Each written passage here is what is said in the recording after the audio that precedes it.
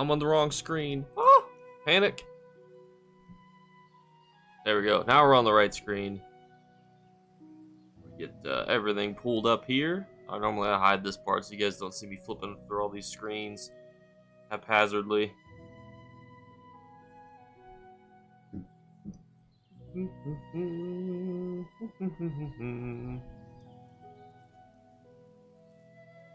Alright, make sure the Twitch title is also correct because, fun fact, sometimes Twitch uses the previous title even if you update it inside the account, inside the Streamlabs.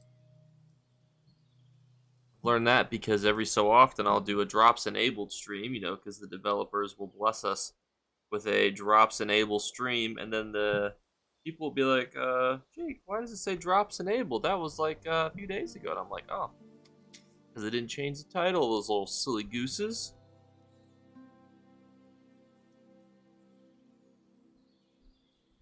Alright, is the stream name right? Yes, it is. Hallelujah.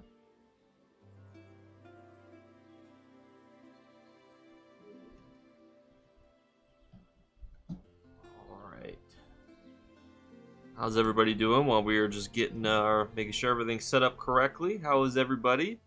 We've got some people coming on over.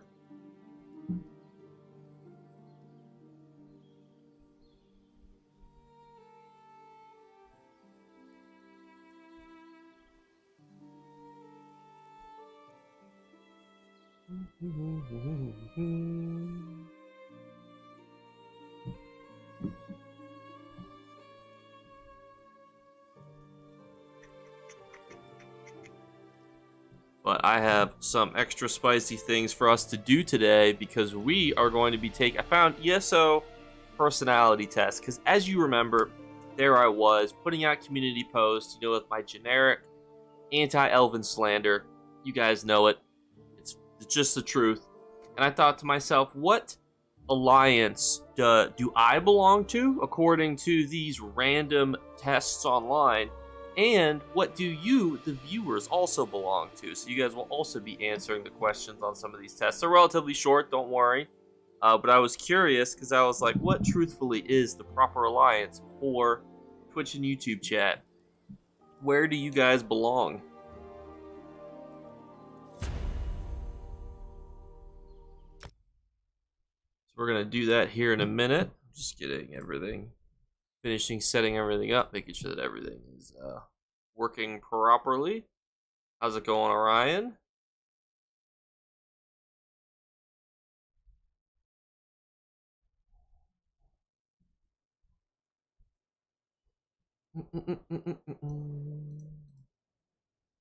Ryan, why did your message not pop up on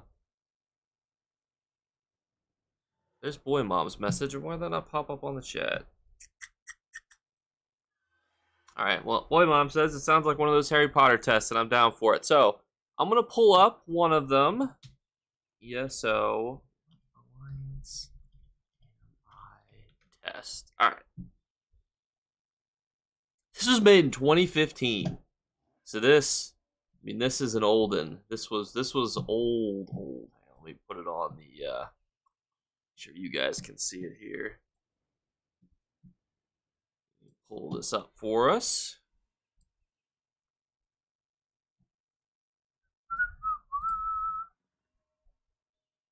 All right, so here are the questions. How's it going, Arthur? Here are the questions. So this is a what alliance do you belong to test. Wait, where's the actual test? Oh, you get us. Where do I click? Oh my gosh, it keeps trying to lower me down. No, I don't want to go. What is it trying? Leave me alone. Don't sell my personal information. I just want to take this test up here.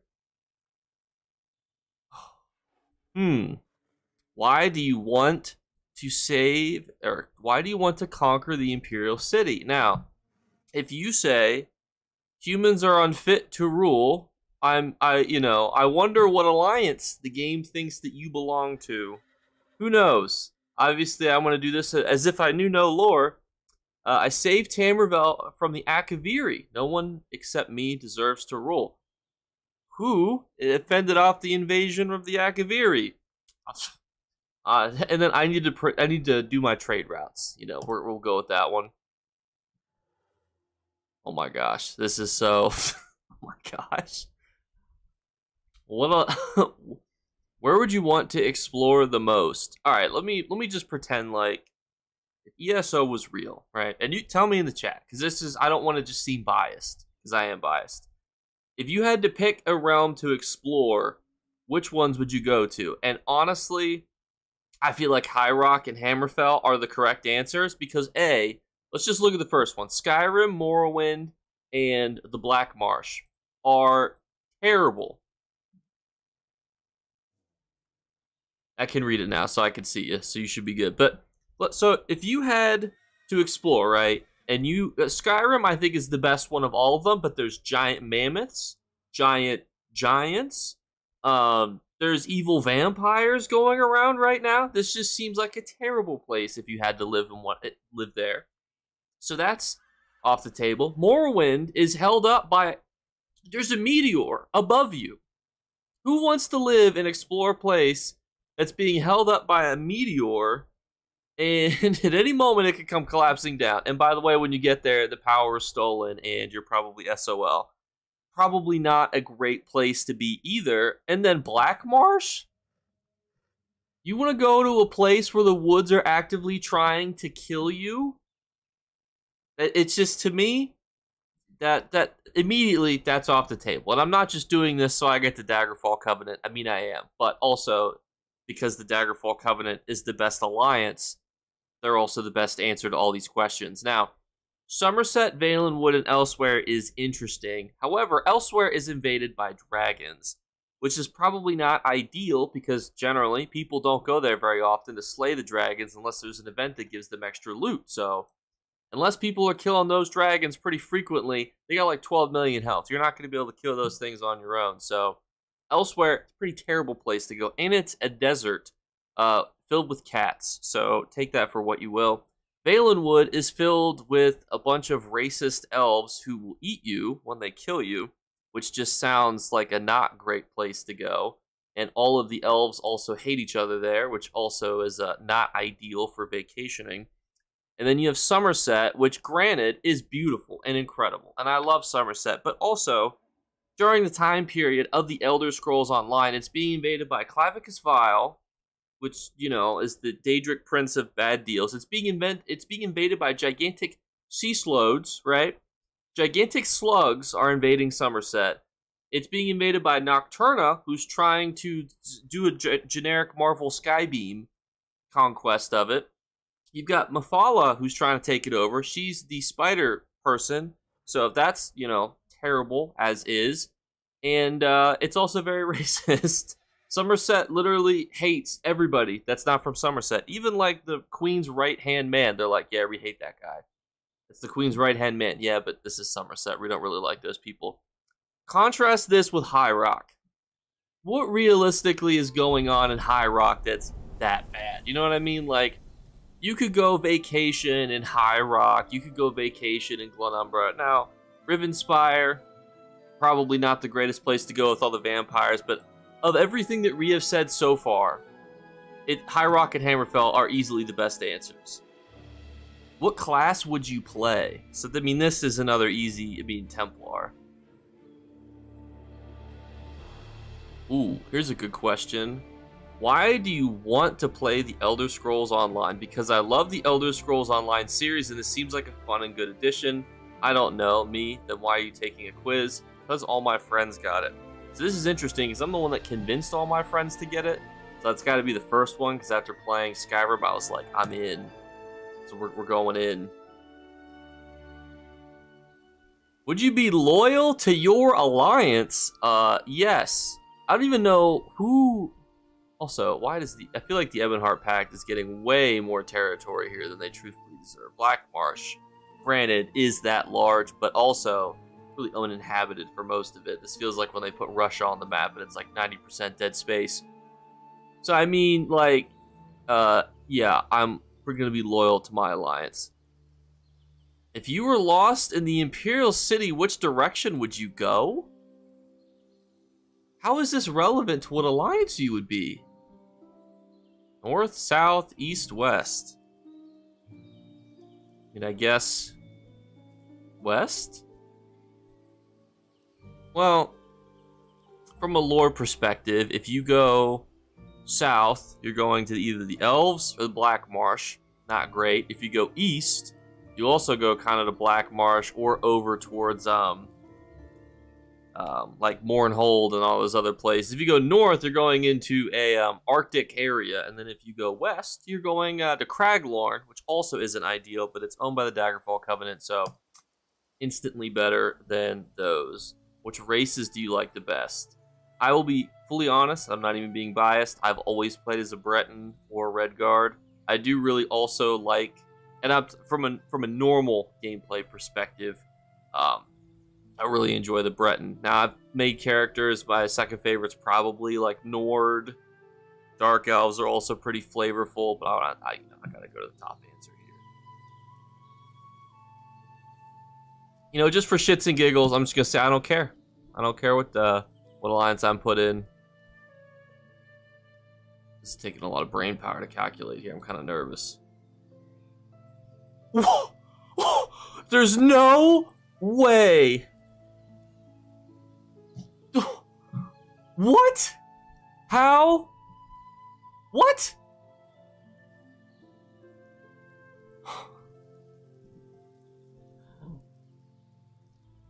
I answered all of these questions as biased as possible.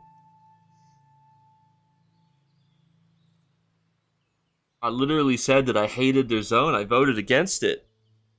How in the world is this possible? Alright, I'll be honest. I have no idea what just happened. And this is pretty tragic. And this isn't even one of those moments that people make up to have on streams that they can clip it. I don't even know. You saw the answers. I physically do not know how we got to this point. I don't even know what, I guess, saying that you love the Elder Scrolls series and that you wanted to explore areas. Maybe that's a Elvish answer. It has to be, because none of the other is going. That is wild. It even says here, look at this. You hate humans. See? Everybody's always like, Jake, why do you hate the Dominion? Right here, look at these guys. You belong in the Alderi Dominion. Along with your Khajiit, Altmer, and Bosmer friends, you all hate humans. You think they are unworthy to rule. They're going to ruin Tamriel. Also, the addition that Altmer made the Imperial City, so you should conquer it, right? You have the heart of an eagle. This just hurts. I don't know. Alright, so here's what we're going to do. We're going to do this again, but you guys are going to give the answers. Oh, this is a stupid quiz. I don't want to allow ads. Go away. So whoever answers first, that determines what the answer is. Alright, so whoever writes out an answer first, and if you want to say 1, 2, or 3, gosh, why does it keep scrolling? So the first, you guys want to say 1, 2, or 3, or 4, however many total options there are, I'll put that one in because I'm curious what it gives you guys. I just want to note that I voted for the trade routes, but apparently that means you're part of the Dominion. I don't know how we got to that point. I don't know what happened, but that's what ended up occurring. So, what would you like to vote for? Anyone that's watching on Twitch or YouTube, what response would you like me to input here? I'll go with the first one. Whoever types it the first, take a swing at it, and then you guys will forever be known as the alliance that it spits out at you. I will not be forever known at it. Because I don't agree with those responses. Alright. Which zone would you guys like to explore the most? I would just like to point out that I voted for High Rock and Hammerfell. So apparently that's a Dominion answer, so just be careful. 1, alright, Skyrim, Morrowind, and so on. Alright, well, you guys kind of concur. What class? This is a bit of a divisive answer. This also came out in 2015, so you only have 4 options. What class would you guys all like to be a part of? The Nightblade. Alright. And then, Next question. Why do you want to play the Elder Scrolls Online, chat? What's the reasoning that you have?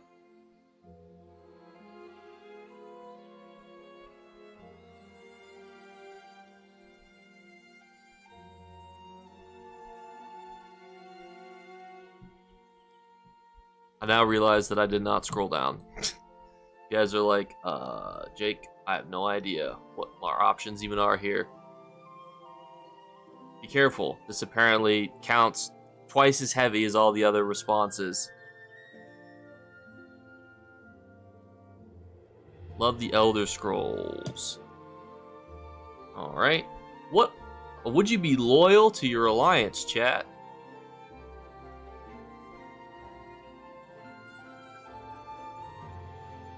Oof. Now, what direction would you go if you were lost in the Imperial City? I don't understand. So apparently east, or no, I said west. Apparently west is an elven answer.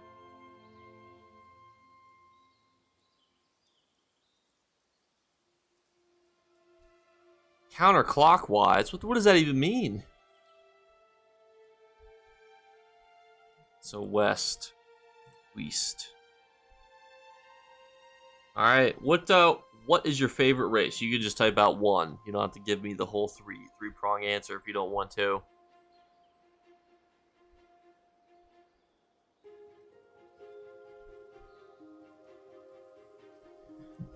The Dark Elves.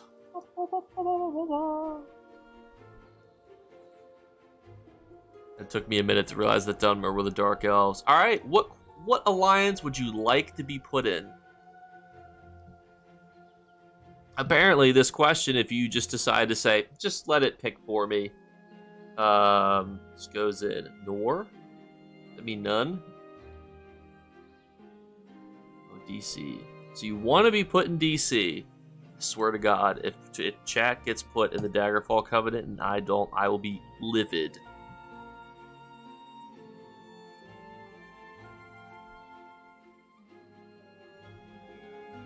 Alright, chat, you also belong to the Aldery Dominion. And which Franco brother would you belong with? No, I don't know why I keep scrolling you down. It's like it keeps like forcing my cursor to go down. It's like, quick, look at these other tests that we have for you. I mean, I just don't know like how it, you know, I guess for Twitch chat it makes much more sense how we got to this point, but alright, hang on. We're going to do a quick interlude here. You guys can go look at... That could be. I'm going to go find another test for us. ESO.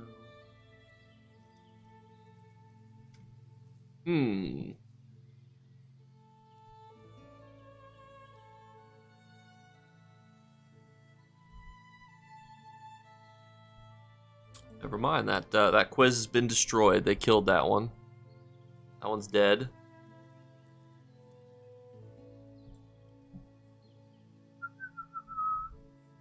Oh my gosh, there's so many answers to this one. Well, actually, no, it's not too bad. This one's not as bad as it looks. Alright. So this one should predict, I guess, your class, race, alliance, and personality. So there's a whole lot to go in this one. So we'll see what it comes down to, and we'll see what happens here. I have a vivid imagination. Put that right in the middle. I have excellent ideas. We're gonna lean that a little higher. I'm quick to understand things.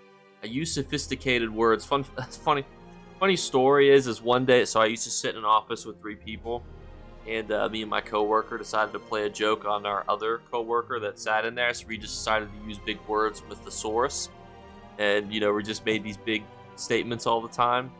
I do spend a lot of time reflecting on things. I feel like I have a decent amount of ideas. I am always prepared, somewhat. You should see how much random stuff I bring with me whenever I go anywhere. Like, whenever I leave to do anything, I'll have like 6 battery chargers on me. Pay attention to detail. I think at work I do, but not at work I don't. Get chores done right away. Like order. A little bit. I do follow a schedule generally. I am not the life of the party. I like being the center of attention. No. I'm comfortable around people. I start conversations. Talk to a lot of different people. I'm interested in people. I sympathize with other people. I have a soft heart. It's kind of in the middle. I take out time for others. Yeah. Oh my gosh, I feel like this was much less short in my head. I feel like they're like creating more questions. I feel others' emotions if I'm around happy people. I don't feel I understand their emotions, but I feel like I don't like absorb them. I'm easily disturbed, distracted. Definitely not. Wait.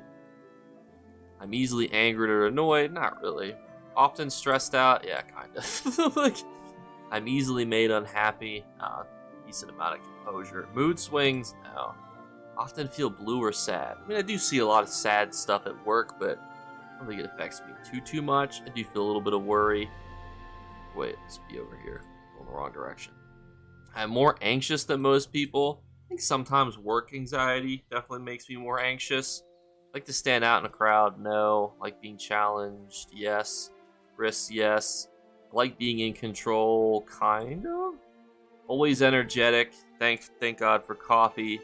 Patient. Yeah. Prefer to work with other people. It depends. Oh my gosh, how many more questions are there? This is going to tell me everything I need to know about ever. You guys are going to have to take this next. This would be like half the stream. Regarding plans, do you prefer to have a loose plan? Yeah. Long invested in it with a greater payoff. Do you pretend to focus on the big picture, the little details, Well, sure. I like to do it myself. Well, do you prefer to lead it? No, I think a group mindset is better, actually. Mage is definitely the coolest. Love me some defense. Even in sports, defense is so much better. Definitely fast. Yeah, both. Empower yourself when playing a game. I actually am not really as focused on games as much when I play. Usually. How often do you prefer playing games with other people? Well, I do select some solo RPGs. I guess I can't say always. Ooh, I am a fiend for strategy. Alright, let us see. This is supposed to tell me everything about all of my Elder Scrolls online. It's going to tell me it should tell me my class, race, alliance, and personality. What did we get? We have a sorcerer with 100%. That is wild. How can you be a sorcerer at 100%, but also a Nightblade at 23, a Necromancer at 18, a Warden at 15, a Templar at 12, and a Dragon Knight at 2? I just want to point out that all the developers play as Dragon Knight, so I am only a 2 on the Richter scale. I'm apparently a Nord/Breton. That is interesting. The Dominion again? What? How? What? Do I need to make a Dominion character? This is ridiculous. How? This is absolutely ludicrous. What is your favorite alliance to play? The Aldury Dominion. Fully accurate. I guess it's close, to the Ebonheart Pact, but this is wild. I think I don't have any character slots. I'd be like, guess what? I guess I gotta go make a freaking character.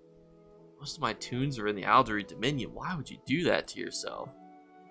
Alright, this is a long survey. Do you guys want to do this whole one? Do you want to do this one?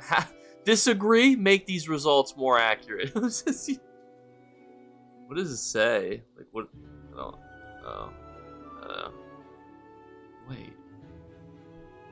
No, this is just... It's so weird. Anywho. Do you guys want to do this one? Okay, I'll leave it to you because this is a long one, and it's a personality one. Up to you if you guys want to spam. If you just have to fill out. Remember my responses? Can you get rid of those? We don't need to freaking. Wait, no, I'll do that. Clear answers. Do you guys want to take this one? It's up to you. Now I'm gonna. What you guys are thinking on that? I'm going to look to see what else we can do.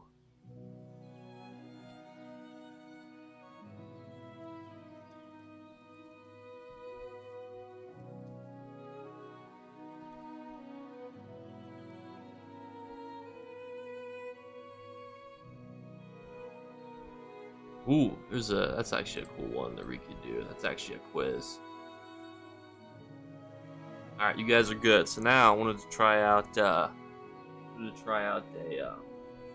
my cat's doing weird stuff. That's what I'm staring at. In my experience, AD Zergs are most common in both Cyrodiil and the Imperial City. Most folks eventually get to a point where they just can't beat them, so they join them. Interesting theory. I just hate them after playing Skyrim. That's my hatred towards them. So this is a Wars of Tamriel test. So this is a quiz. So, curious. So just help me blurt out the answers here. But I'm pretty sure that the people who lived in... who lived in Skyrim before the Nords came to conquer it? I feel like now I'm like second guessing myself, because originally I was gonna say the Falmer, but now I'm like, were the Snow Elves there first? Yeah, is it the Snow Elves? Because the Dwemer weren't there yet. That got turned into the Falmer. That's what I was also confusing. I'm like, how in the world? That's like saying who invaded, the Roman Empire. It was the Anglo-Saxons as opposed to the English or whatever. It's crazy. All right, so the consensus here is it's the Snow Elves. So we'll do the Snow Elves. In which era did the Nords first come to Skyrim? I think it's the first era. I'm pretty sure, isn't it? Is it the first era? They have always been there. I guarantee it's not they've always been there. I feel like it has to be the first era, right? It's either the first era or the Metheric. I don't even know how it's pronounced. It's not the second, it's not the third, it's not the fourth. I don't think it's the Dawn era. They've definitely always not been there. Because, like...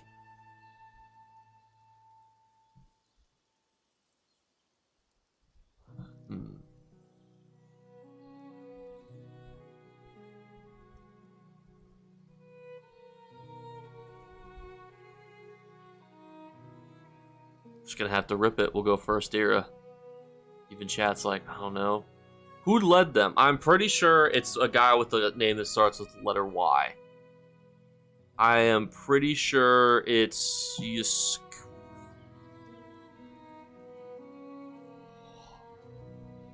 Ysgramor? It's not Olaf. It's definitely not Alduin. I don't think it... well, sure does sound familiar. Ooh. The Elder Scrolls lore is not the greatest.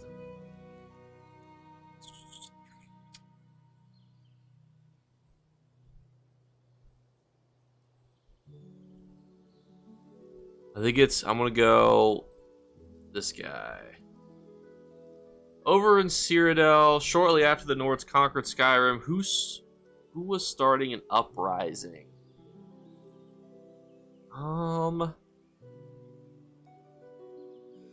It wasn't Ulfric. The man wasn't around yet. Pelennor Whitestakes? He's the, the guy from Mid-Year Mayhem. Aiden Shinjing just doesn't even sound like a real person. Tiber Septim, I don't think happened yet. You know what? We'll try Mr. Whitestakes, Got a whole event named after him. Probably did something pretty decent. And who occupied Cyrodiil at this point there? I think it was the Aelids at this point. Pretty sure it's the Aelids. After some time passed, some trouble was stirring in with the Dwemer, Chimer, and the Nords. Who led each of these groups? Choose 3, one for each race. Pretty sure it was this guy for the Nords. I guess, was Vivek leading them at this point? Oh, I don't know. And then the Dwelves, the Dwemer, I have no idea. Just keep it pushing with there. What happened to the Chimer after their conflict? It disappeared. Oh, it disappeared. Who did Remen Cyrodiil defeat to become emperor? Oh my god.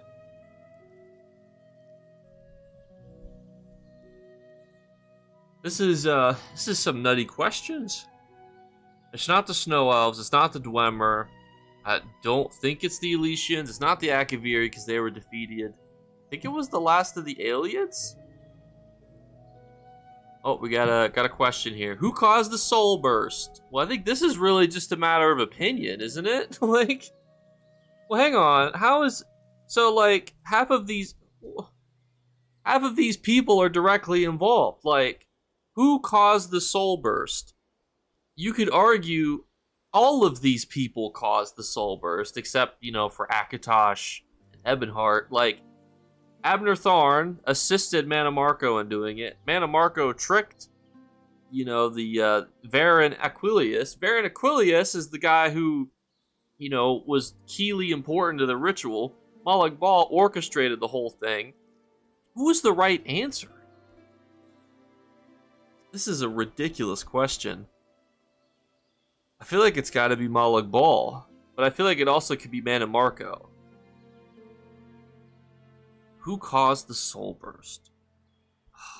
Maybe it is Mannimarco. I want to go with Mannimarco. I feel like that's... Cadwell did it. That's, you know what? He probably did. He's probably one of the only people that's not on the thing as an option. What was Tiber Septim's name before he was recognized as Tiber Septim? I'm pretty sure this is Talos. If it isn't, I'm going to look like a fool.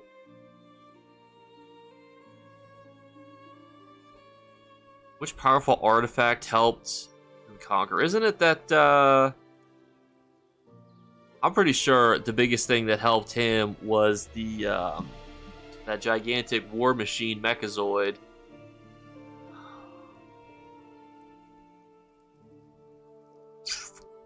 Go with this is a hard test. Let's skip over the minor battles of the Tiber Septim dynasty. Alright. And above and go right to present day. Who subdued the Reachmen of Skyrim and established peace in the Reach? Was it Volendrone? Soupy? Did he actually wield Volendrone?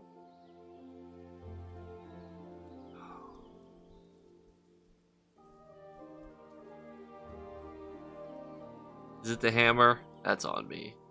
Fuck. I think we only halfway through this motherfucker? Or what's the answer to number 12? Let's skip over the minor battles. I feel like this is a trick question, and the answer is like General Tullius. Although Ulfric was also involved in the Imperial Army too, so I feel like he's a pretty decent option too. And I think because there's a stream delay, by the time I click an answer, you guys will be telling me the right one. So let us go. I'm gonna go balls to the wall. We're gonna go Ulfric. Oh my gosh, how many options are there? There's a lot of battleground questions. Let's move on to the large subject of wars and battles. We'll go back to the Merethic era, during which conflict did the Snow Elves kill off all the Nords and destroy their first city? The Reclamation of Skyrim, the Skyrim Conquests, Battle of the Red Mountain. Well, it's not Battle of the Red Mountain. Siege of Florhos, the Winterhold Sacking, the War of the First Council, and the Night of Tears.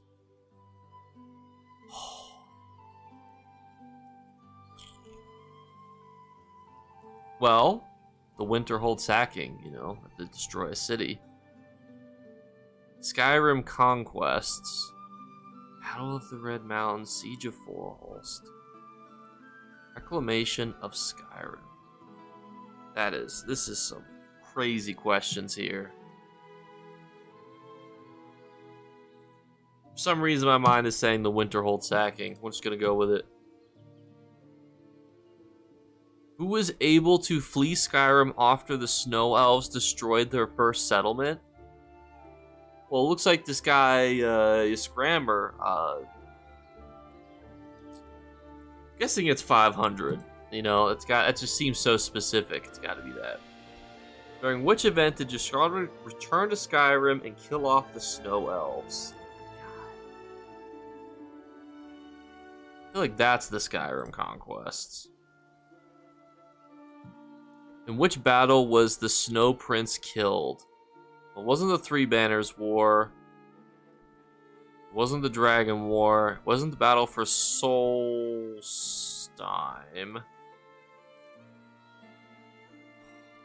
Maybe that's the War of the First Council? This is ridiculous, these questions. Oh, it's a trick question. Thank God. It's gotta be the champion of Cyrodiil. If it's a trick question, it's the champion of Cyrodiil. Guaranteed. Which war was started with dwarves, Chimer, and Nords getting into a religious dispute?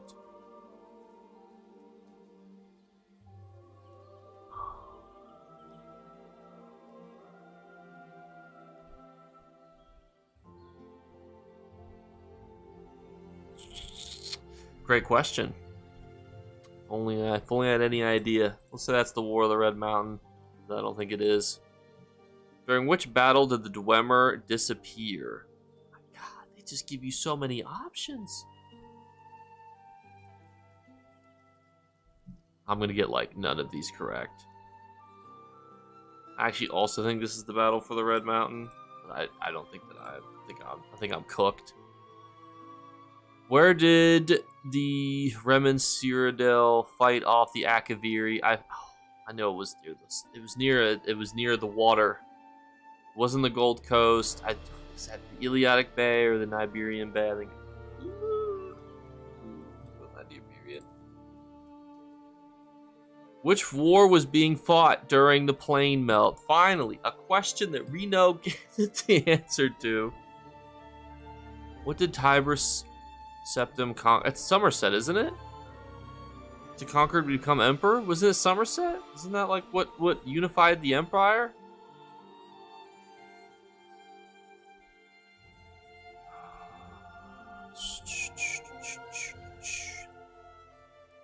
I guess we'll just say Tamriel. What was the emperor's goal? What was the imperial's goal during the Civil War?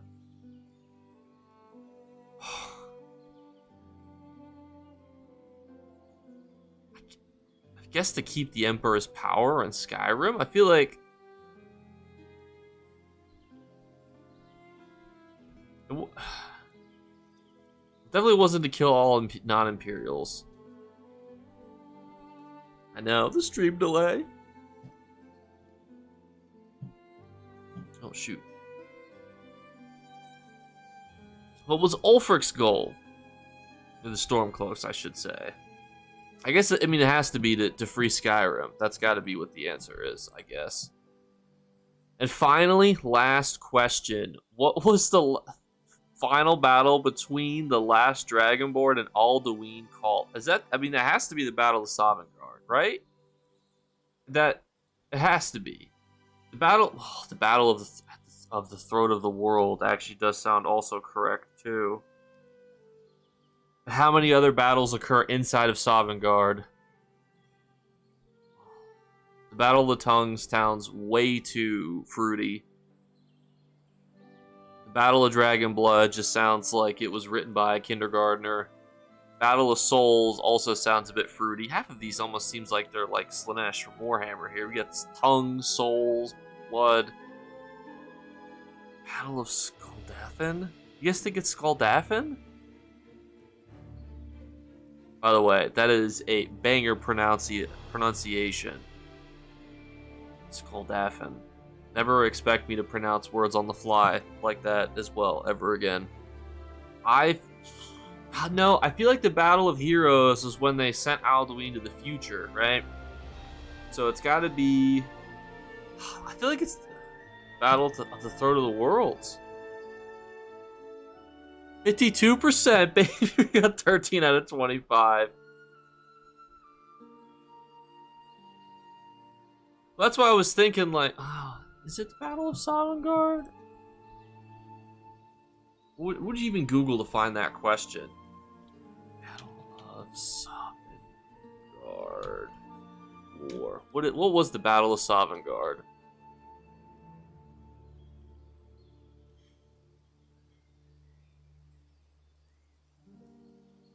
It doesn't even pop up with one. But it doesn't see. It doesn't even pop up with like.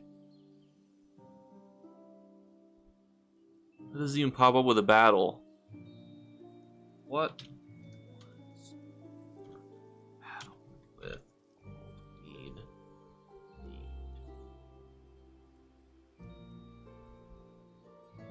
Alright, hang on. It's gotta be in his lore, like what killed him, right?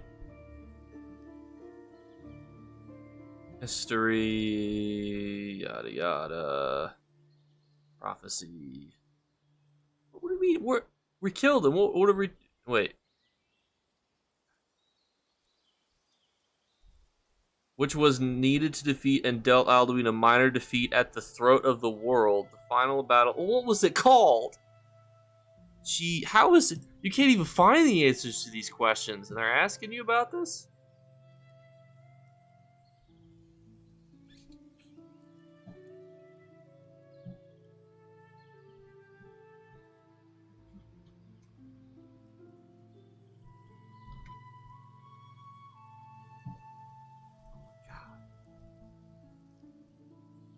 How do you even find this lore? Like, how do you even find the answers to check yourself?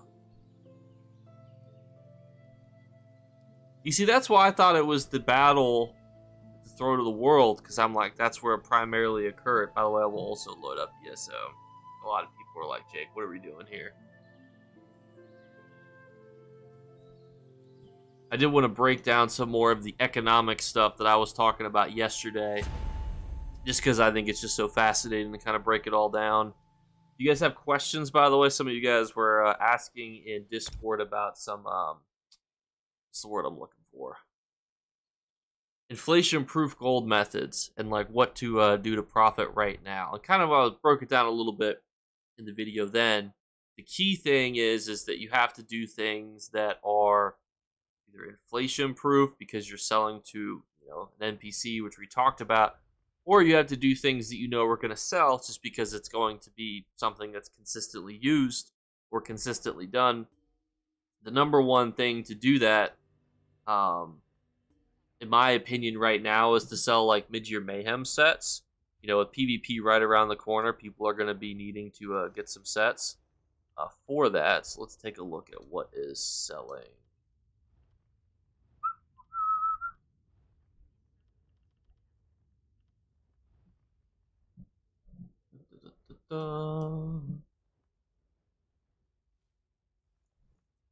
Alright, so we could see Frostbite's actually interesting sale. But I guess a lot of people have been giving a lot of love to Wardens recently. We got leather, tears, Lorcan's dust. A whole bunch of raw materials are selling. But I think that the raw materials selling is a bit of a red herring because they're selling for less. This is the first time it makes sense to hold on to gold instead of investing it gold matic sets. Well, if you're going to invest it, don't invest it into gold materials because everybody has an excess of gold or just materials in general.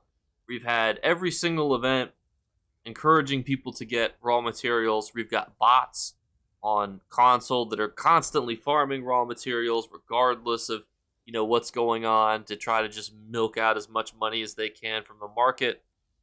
So if you're going to invest, you probably want to invest in like rare but notable style pages or motifs. But even then, you have to be exceptionally careful what you're getting into. Because, say, for example, if this was post-Halloween, I would say, invest in Bewitched Sugar Skulls, but, the recipe for them. But even then, it ebbs and flows as to the value of them throughout the rest of the year.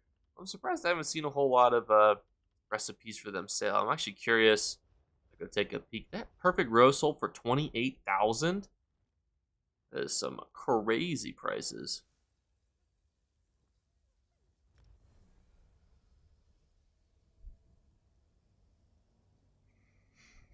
Let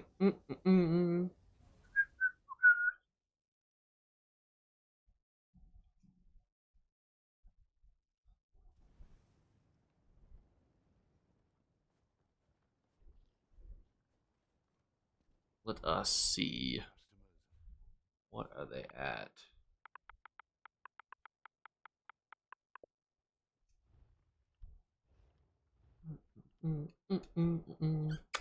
Ooh, none listed in a Mournhold trader. That's kind of nutty.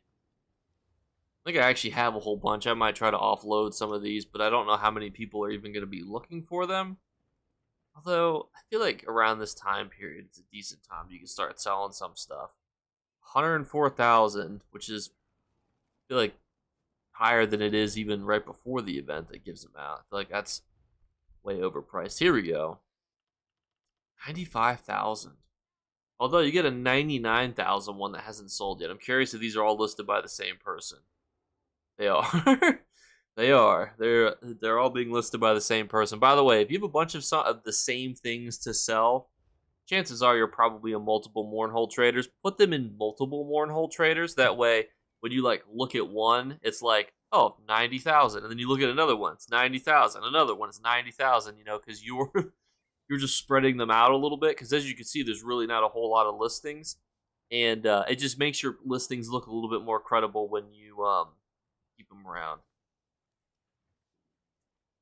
Holding on to my 32 perfect girls and seeing what happens. I assume that means perfect row, and that you don't have people kidnapped in your basement. But you know, to each their own. Everybody's got different intrinsic value.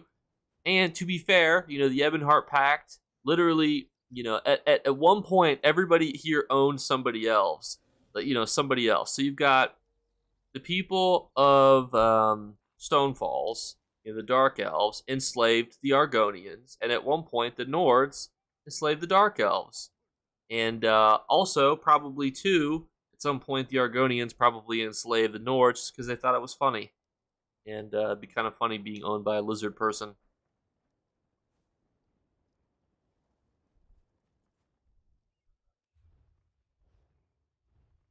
That's crazy, those prices.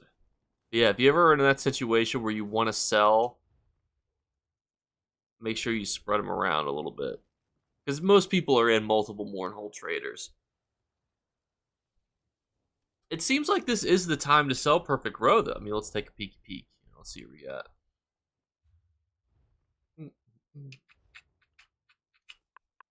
What do we have? Perfect Row. 28,000 for Perfect Row is pretty wild. And we did see one sell in the sales history for 28. So I mean, this does seem, feels like a decent time to sell Perfect Row. I know that in that big long Reddit thread we read yesterday, it was kind of like, you know, Perfect Row was in the drain, but it seems like it's doing pretty good. Speech to text makes to make you look weird. Oh, I know. You know, I do work calls, and I'll plug my phone into my car, and you know, I don't know if anybody has like that modern touchscreen thing where like if you like press it, it'll play the text message, and then Siri will be like, "Do you want to respond?" And I'll be like, "Yes." And because my work uses such weird words, I feel like I say the most obtuse things. I'll be like, "I'm on my way to the hospital," because that's, you know, where I was going. And I was like trying to explain why I was going there. Like, I can't give too specific of information, but it was like so and so did such and such thing, and the ER, or she ended up in the ER, and then talk to text just completely fumbled it. It was like it ended up being like, I'm on my way to the hospital, so and so, emergency room, problems, and then it made no conducive sense. And then there was like the biggest run-on sentence ever. Perfect Row is about 90K on PC. Now it's down to 40K now, which is kind of wild. But I also think that that's the difference between PC players, is that it always comes back to the triangle that I always explain to everybody, is that on console, there's a perfect triangle of newer players, mid-game players, end-game players. When you've got a flipped up, upside-down triangle where you have a community of primarily end-game players, you're gonna have people that farm events like fiends, you know? So how many of those perfect row were fished for that's flooding the market versus doing something like opening rewards boxes and then just getting tons of perfect row because you sat and farmed your daily writs, for 20 hours a day, like a good little end game player you are, because that's what end game players do. They do things like their daily writs because it's good for them. I can sit on Xbox and take a pool noodle and smack my friend across the face and say, "You will do your daily writs today." And he'll go, "No, I don't want to do my daily writs." And he'll never do it. I don't know if it's the add-ons. I don't know if it's the indomitable spirit of the human will, but he will never do them. And Travis, I hope you're watching, but if you did your daily writs like a man, you wouldn't have these problems. And with you too, David, don't ever complain about being poor. He logs in every day. No daily writs. No money. No maidens. This guy needs a vampire bite. The question is am I a vampire?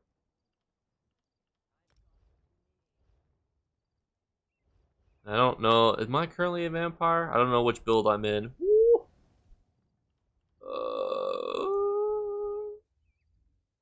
I'm a vampire. I got 9 waterlogged Sigic satchels from fishing my weekly endeavors, and I put them all up for 35,000 over 4 traders. I hope 4 or 5 of them sell. I think they might sell. The only problem with Sigic satchels is kind of in the new update. A lot of that stuff is so what's the word I want to use? It just doesn't have a whole lot of search volume. All right, we're gonna see if real time I can remember where. I think it's like over here. Chat, where's the vampire shrine? Can you guys just like lead me to it? Everyone just start typing left and right so I can figure out where the vampire shrine is. That's what I need.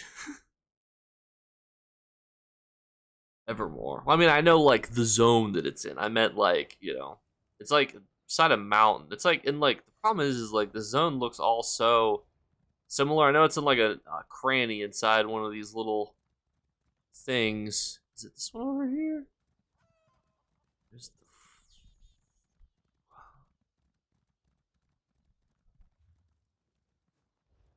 Like this way? I know it's like it's like one of these mountainsides. There's a Sigic portal. Look at that. That's not too shabby. Red a Dwemer motif. If only those weren't worth like 100 gold. Hope this guy's not trying to follow me. Oh, he's gonna be so disappointed. Like, Jake, he's made so many videos on becoming a vampire. Surely he knows where the shrine is. No, because this whole zone looks the same. Oof. That was a treasure chest there, but...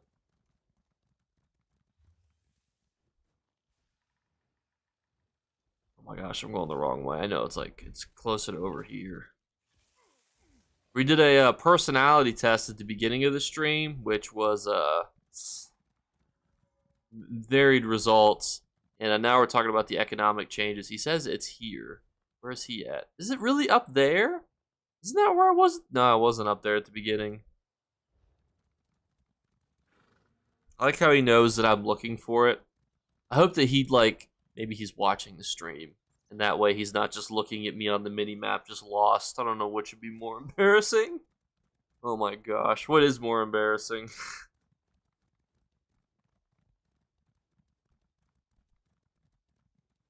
Yeah, you guys are part of the Aldery Dominion, just so you guys know. So welcome to the... But apparently so am I, so who am I to say? How can I judge you? Because apparently I'm part of the Dominion as well. The group of people that I hate the most, I'm also a part of, so... Who am I to judge? Oh, this guy, you don't have to give me 10,000. Oh, my keyboard plugged in, so this is gonna be awkward.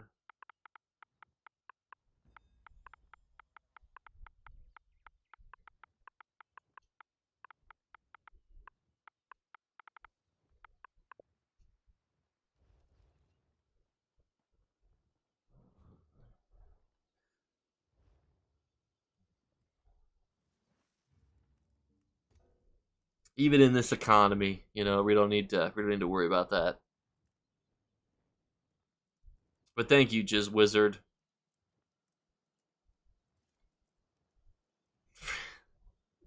for for your words of wisdom and for your directions.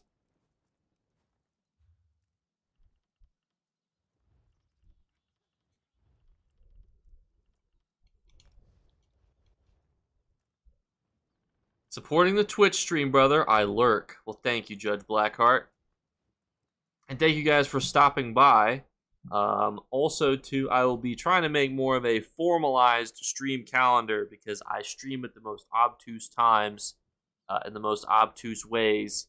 And I'm trying to make an actual formalized schedule. But I feel like every time I try to do that, something tragic happens. So maybe I shouldn't say that I'm going to be doing that.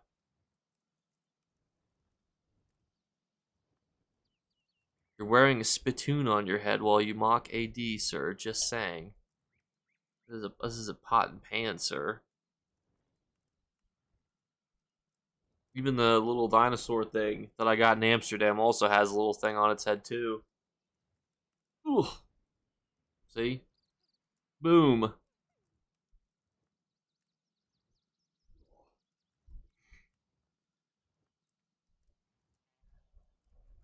John Cleese would be proud.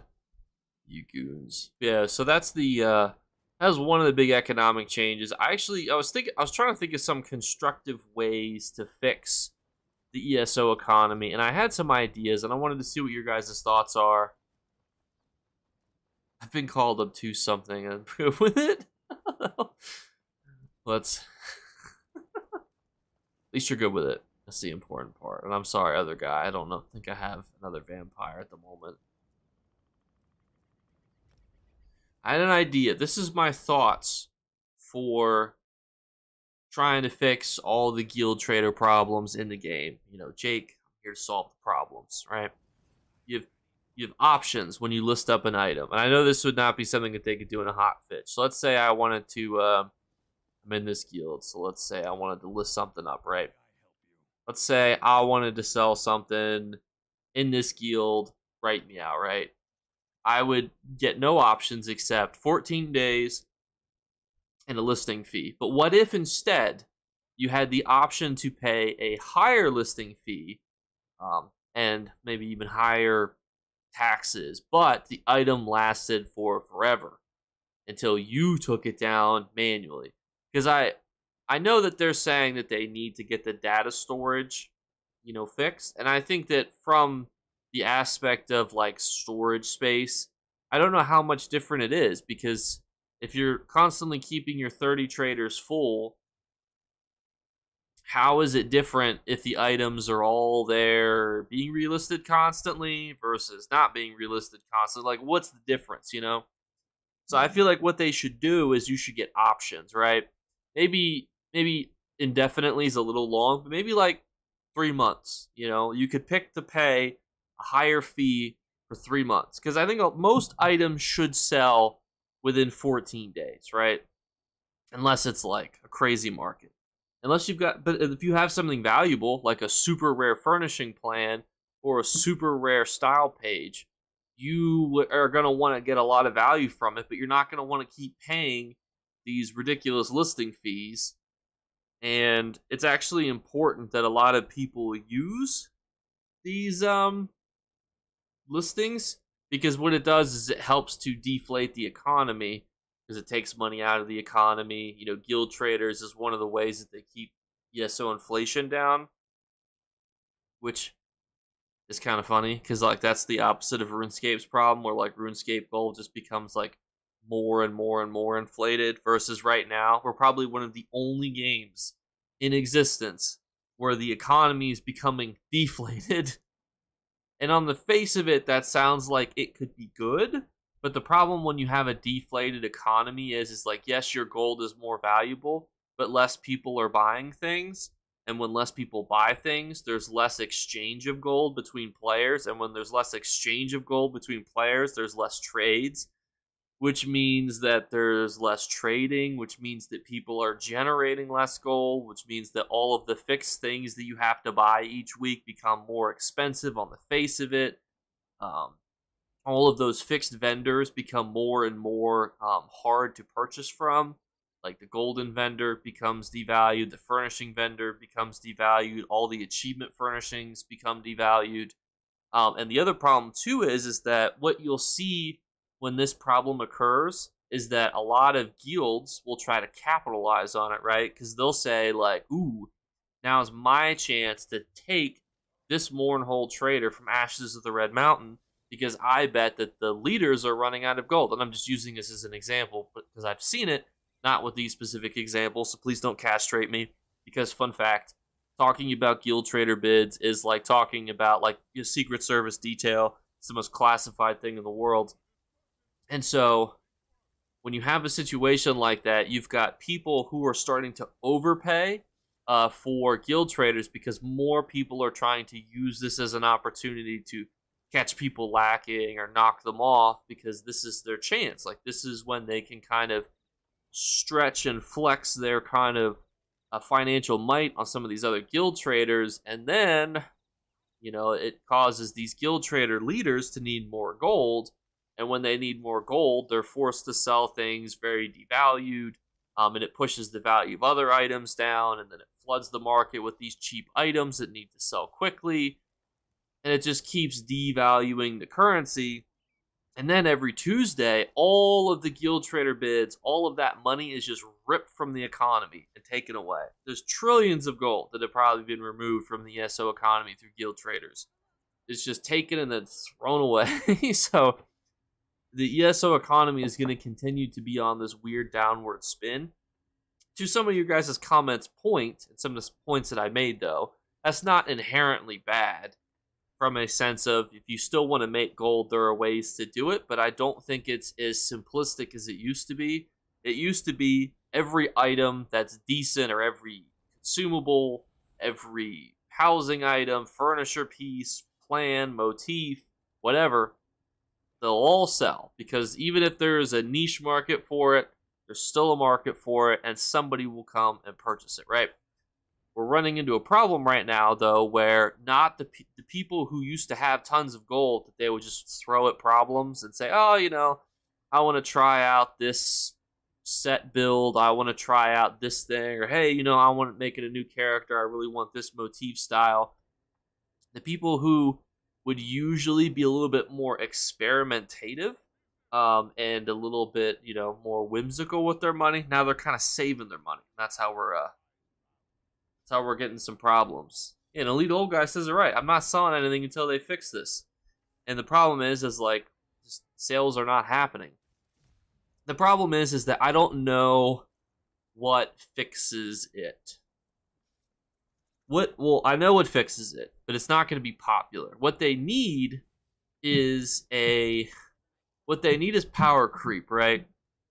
They need the new meta patch to basically buff lots of classes that are not buffed right now. They need to make it to where a lot of old sets that people are not wearing are good. People need a reason to gold out gear. I think Midyear Mayhem is going to put a small, it's going to put a little band-aid on the problem of like, okay, well, I need PvP sets, for my class, so I'm going to go out and buy some PvP sets. The problem is going to be, though, that a lot of people already have PvP sets, and there's only so many good PvP sets that you can farm and sell. And then after that, if this patch doesn't require you to basically gold out new sets, if it doesn't stimulate the economy, it's going to be really tough. I think it's going to be tricky, too, because you're going to have a lot of people wanting to decorate their houses, so a lot of rich players are going to start going out and trying to make money, because they might run out of money for furnishing, so that could be really tricky. It's going to be really tough, and I mean that from like a, as best I can. It's tough, too, because like, most people dislike power creep, right? Nobody wants to constantly, who wants to come back to a game and it's like, oh, that's PvE setup you were using? Well, that's hot garbage now. You're garbage. It's not good at all. Now you got to gold out a whole new set. People generally don't like that. The problem is if there's nothing to spend your gold on, there's nothing to simulate the economy or stimulate the economy. Not simulate the economy, stimulate the economy. And if there's nothing to stimulate the economy, there's no transactional way to give other players your gold. The other idea I floated around was they could make motifs character bound again, but if they did that, I think that there would be riots in the streets and people would be killing me. Can you imagine if my contribution to changing ESO was reverting everything back to now all of your motifs you have to own on every single character? That'd be a terrible legacy. I'd be hated. But I mean, truthfully though, that does gives a whole lot of people the reason to have more motifs. Beastie Boys, it's tricky to ROC. It's definitely well, it's hard to balance and figure out how to. It's hard to fix where we are. You know, like how do you effectively move forward from where we are? You know what I mean? Like how do we fix the economy in a way that's conducive with fixing the problems of not having a reason to upgrade sets? How do we fix the problem that all of these past reward boxes have given so many people raw materials, upgrade materials, perfect row, consumables, you know, to where that was a huge market sink? I think that it's just going to be tricky. And the 14-day guild trader changes means that people are selling less risky items and they're just going into, you know, for all their faults, you know, with raw materials, they're still selling. They're selling at a reduced rate, but people are still seeing sales of them. So people are just flooding them into the market. And unfortunately, that causes even more of a deflation. So, you know, what do you do? It's a good question. Like, what do you do, chat? And I don't know. I don't know how to fix it. I do think though that having the ability to list items at a higher rate, or you know, taxes, listing fees, to keep them up longer is a good idea, because I think it will give us access to a way to list rare items overall. I think that's just going to be really helpful. I think that will solve part of the problem, but I don't. Why is my camera out of focus? The heck? ZeniMax is trying to take me down.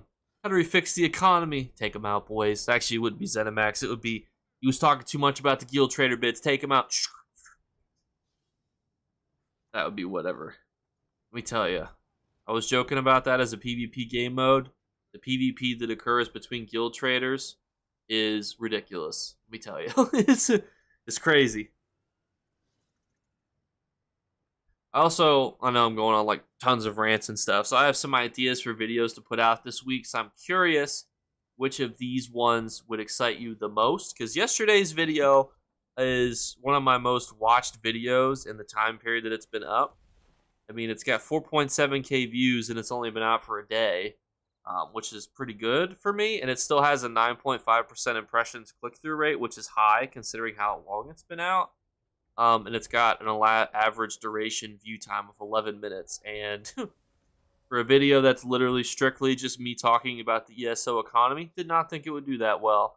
So I have some ideas for this week, so you guys can just tell me which of these is going to do better, since you guys know what you're going to click on. So first thing is a new Mythics tier list. I think that the old Mythics tier list gets quite a bit of a shtick, rightly so, because I think some of my opinions were a bit, I don't want to say all over the place, because I think that it was still accurate. My thought then is still similar to how it is now, as to if 10% of the player base participates in this activity, and this is the best in slot thing for that 10%, this is an S tier mythic. You may think it's dumb, but still good. Hardcore Player 316 says, "Hi Jakeclips, you're nice and hella cool." Well, thank you. And so that's one idea. And I also wanted to do a video on being a werewolf. The werewolves are getting some changes. Is it worth being a werewolf? You know, after update 44? Something like that. 40 something? 43? 44? 45? I don't know. Then I also want to do a new video on how to convert your AP to gold, especially in this current market that is absolutely, getting to a crazy headway. So, what are some ways that we can make, convert your AP to gold successfully? There's also, we could do another Telvar to gold video. I could even do like a all currencies conversion video where we talk about RIP vouchers, AP, and Telvar. I guess in theory too, we could talk about archival fortunes, but that's a little bit more tricky. We could do that video. I am also still working on my supercut of the Trapped in Stros Mackay series. It'll be a fun video, supercut video. What's funny is I did a poll a while ago, like, hey guys, how long do you think this video should be? And it was like 8 to 12 minutes, 15 to 20 minutes, 30 or 15 to 30 minutes, or an hour, and then like every option had like within like 5% of each other. So I was like, well, that's a bit not helpful. So that was that's also on the radar, but that takes a lot of editing. Some of the stuff I do requires more editing, and I want to make sure that one's more like a more polished video as opposed to like the Golden and the Tuesday vendors, which are a bit more freeform. Because I just try to get them out as fast as possible. That way, it's like, well, bam, Golden vendor video, because I can't let anybody else talk about it first. And I do feel like when I talk about, I do talk about a good bit of, it's not just like this is good, this is terrible, or it's like this is best in slot, this is terrible. I feel like I can talk about sets from a perspective of still like what's the niche utilization of sets on a pretty quick basis. I'm a fan of the what if universe. It's like, does that mean I should do like what if videos, like lore videos? I have thought about doing more lore videos. I've done 2 lore videos, and they did both meet my threshold. So if any of my videos, and this is my theory, back a while ago, let's try and see if it works. Okay, I mean that's fair. My rule of thumb for let's try and see if it works is if it can get to at least 1,000 views, that means that there's still a general interest in whatever that was. I think a lot of times YouTubers just become disillusioned with how many people something is. But like if 1,000 people, that's like half of the high school I attended. That's actually more than the university I attended because I went to like a 2+2 program. That was more than the university that I attended. As people, if they watch that video, that is a successful series. I'm not talking about that, brother. Break it down for me. But also, too, if anything I've said so far has been interesting, let me know. Like, which of the ideas that I've mentioned so far do you want to see come to life? Or what do you think would be helpful? I also have a video concept, too, where how you can manipulate getting a really good Bags of Glory event.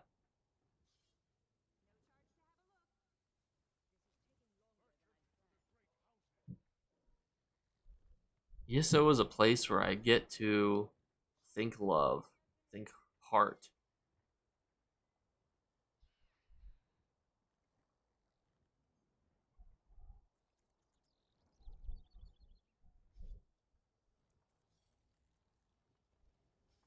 Best community ever. I see what you mean. I agree with that sentiment. And not just because I played other games that are absolutely horrible. But of all the video ideas, what do you guys want to see first? What do you guys want to see? What do you think video should I... Because Tuesday will be the Tuesday vendor.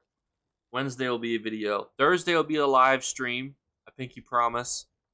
Friday will be the golden vendor. Either Saturday or Sunday will be a live stream, depending on which day seems less chaotic. What video concept should be Wednesday? Should it be mythic video, werewolf, converting currencies? Do you guys like the currency videos where it's like all of them? Do you prefer like a dedicated video to alliance points? That way you're not, missing out on key information. What are we thinking? What would be, and if I haven't said something too, throw it out there. I'm open to anything. A Bags of Glory event, like how you can manipulate the previous year's Bags of Glory to get good rewards.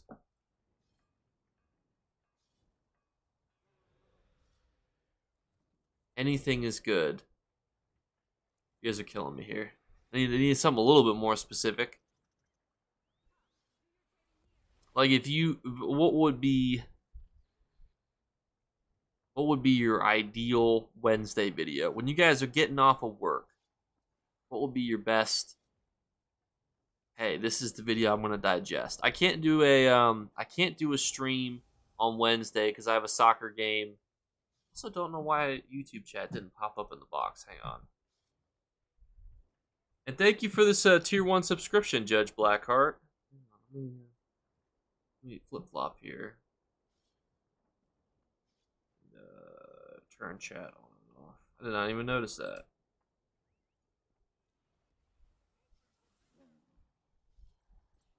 Sorry, YouTube chat. You decided not to pop up, but I cannot unfortunately do a trial run there. I've seen all the year how to get better videos, but I still suck. Well, I mean, you know, everybody enjoys certain types of content too. Like I enjoy specific type of content. Other people enjoy other types of content. Also, don't know why your thing didn't pop up on screen. I'm sorry about that. The alert box should have popped it up. Let me see if I can get it to do it. I'll try to manually reactivate it. Because obviously, I love when people subscribe on Twitch or become channel members. And it's important. Like, it does not want to pop up. Streamlabs is terrible, by the way. If any of you guys ever start streaming, don't use Streamlabs. Not fun.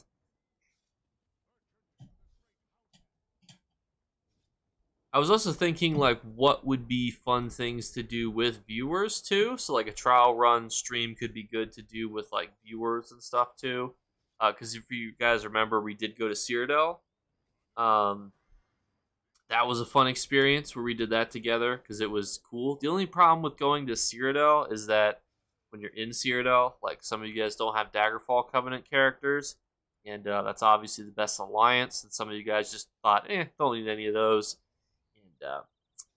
Caused some problems because then instead of joining the stream on my team, some of you guys tried to kill me. You guys little silly gooses. I'd definitely be making an obstacle course though, a little jump puzzle for you guys to go through. I also thought about building a maze, sitting on top of the maze and letting viewers like run through the maze and trying to navigate themselves. A Crown Store showcase. I think we did the Crown Store showcase for this month. I think I did. I could be wrong. Am I wrong?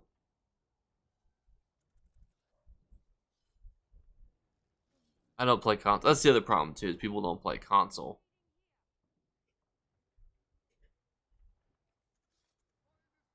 We did a Crown Store showcase where we talked about all of the masks that you can farm throughout the month. That's what we did. EP for life. Oh my goodness gracious. This guy. Just kidding. Ebonheart Pact, I will tell you guys a secret on stream. You guys can't tell anybody. My first ever character was in the Ebonheart Pact. Shh. However, I do want to point out, though, that he was actually made an error. Made him incorrectly. And I clicked the wrong button for what I wanted him to be. So I ended up switching to the Daggerfall Covenant. So my first ever character was an Argonian Dragon Knight. And he was involved with the Ebonheart Pact. I know these are shocking allegations. How about a viewer fashion show? I did think about that. The only problem with that is that I would need more time than Wednesday to do it. And really though, but that's the only problem is like I want to do a fashion show. I was actually thinking about doing the opposite of a fashion show, which is what is the ugliest character with the ugliest outfit that you could ever create, just because I think that would be kind of fun. Because I don't want you guys going out and buying all the prettiest motifs or the coolest motifs. Imagine a contest where you have to make the ugliest ESO character possible. That is a challenge. Oh, my cat's coming.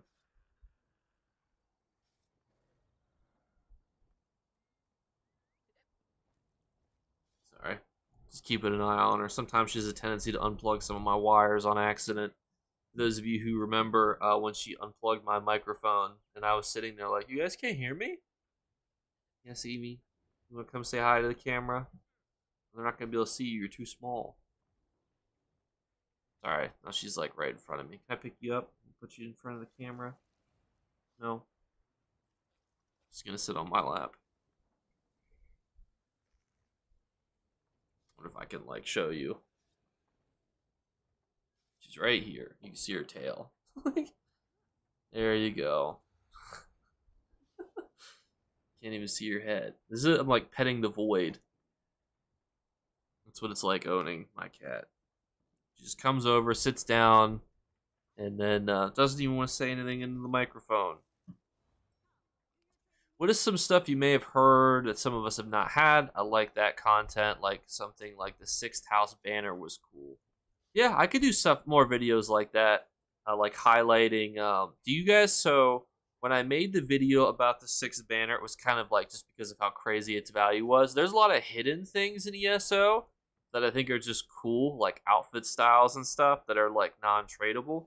Do you guys like videos where it's stuff like that too? Or do you guys prefer items that are just worth ridiculous amounts of money because of how rare they are? So in short, do you prefer items that are rare because they're valuable or because they're neat? And if it's both, it could be both too. Or if you would like both, it would be both too. Because obviously they're... Yeah, because I think I can find some more items too. I could also redo some of the old videos I did on it. Oh gosh, the porn bots are back. Been invaded. Real ones remember in the first Jakeclips stream where the porn bots would come on YouTube. That was wild times. That was before I even streamed to Twitch. I was a YouTube streamer. What's going on, Jake? Where's the mullet? Still growing? Just messed up my own hair for that. You missed seeing my cat though. I could pick her up. She's meandering. You wanna say hello? No?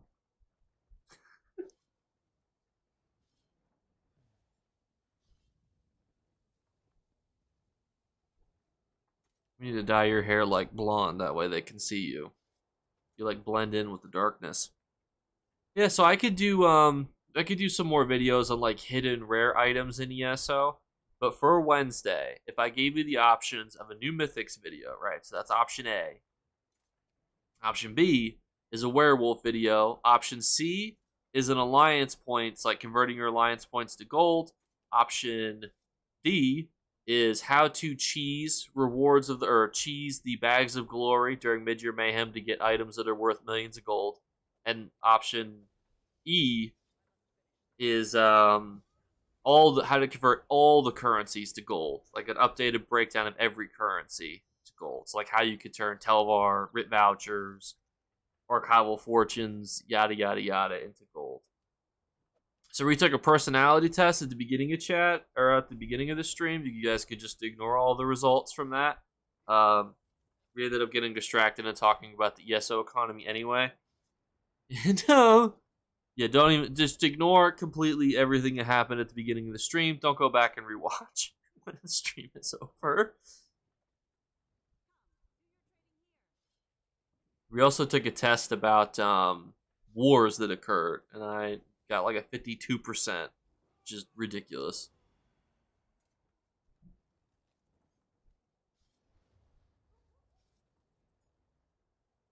So which of those videos would be the most interesting for you guys? How's it going, Craig? I can relist them though, because I think some of you guys are joining now. If you guys need me to relist them, let me know. Mr. Wizard came down. Option D and E. D or E. Okay, alright, that's good to know. So when it comes to... Yeah, I think what I could do is I could do both of them. Like, what I'll do is I'll do one on Wednesday, and then I'll do one either Saturday or Sunday. Because Tuesday will be the Tuesday vendor, Filer Ool. Obviously, he's an important hooligan for us to discuss. Hopefully, he's got something cracked. And then Wednesday, we'll do either the Bags of Glory or the how to convert all of your currencies to gold. I forget when Mid-Year Mayhem starts. If Mid-Year Mayhem starts Thursday, I might do the Bags of Glory one first, and then Saturday or Sunday we'll do the other one, and then I will find some rare items for us to discuss and do some more of those, like this super secret rare item in the Elder Scrolls Online. Come get it. We do some more of that, which will be fun. And hopefully, ZeniMax Online, this is a new campaign for Twitch drops. Let me see if they have anything for Twitch drops coming up. Because, like, I feel like they should do more with Twitch drops. Because I need a reason to stream more. Because I enjoy talking without having to read from bullet points or a script. I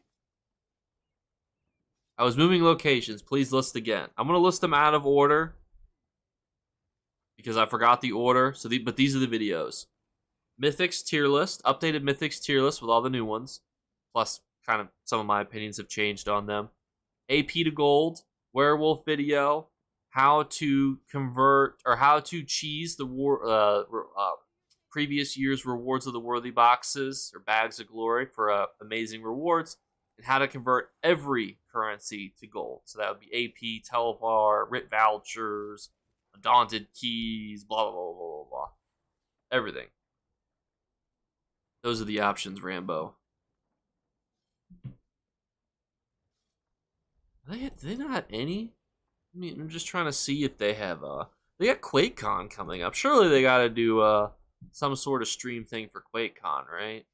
It'd be really funny if Twitch drops were enabled right now, but I did not have it listed just because I did not know. That'd be kind of sad, actually. I'd be like, well, let's start the whole stream over again, baby.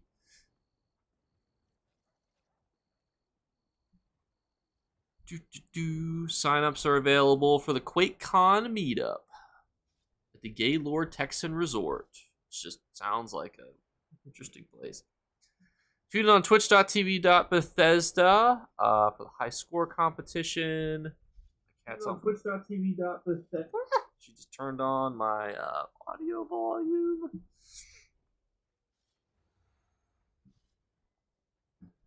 All right. Okay. What are you? All right. She's over sitting on the router.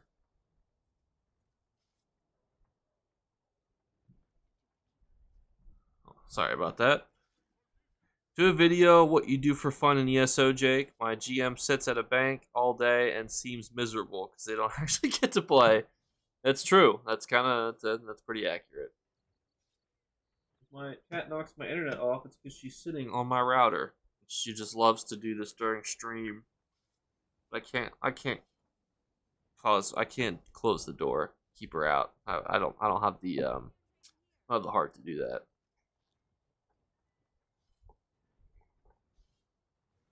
Cheese the boxes. I'm a returning player. Yeah, we'll do the box cheese on Wednesday. And it's not. I mean, conceptually, it's pretty simple. We talked about it yesterday, but it'll be nice to do an in-depth breakdown because there's good way to get to the stuff that you need. We'll talk about what's valuable, what you should hope for, etc. Is there any specific rare items that you guys want me to talk about? Anything that you're like, Jake, talk about that?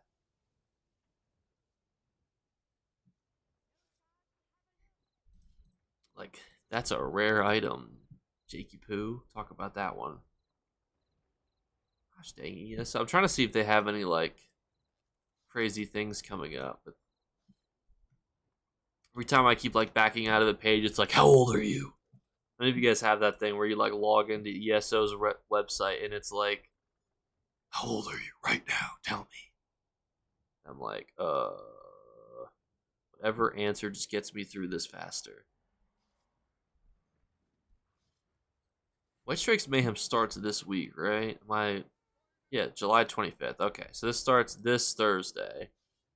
All right. Khajiit Brazier Enchanted, I do have a video on. I could do an updated video on it, though. Talk about it. Talk about its history. Can you not sit on the router, please? My goodness. You guys can't even tell. Do you know I'm petting my cat right now? Can you guys even see like a murmuring of a cat? This is how dark she is. Look at this. You guys can like see that there's like a blob here. Like I'm petting the void. It's crazy. And my router sits like right here. Yeah, I could do it up. Talk about the Khajiit Brazier Enchanted again. It's a bit of a more of a mainstream item. I'm curious what comes up. What do you think comes up if I type in rarest item in ESO? What do you think pops up? First result. Place your bets. I hate the first result because it's the Khajiit Brazier. Ugh!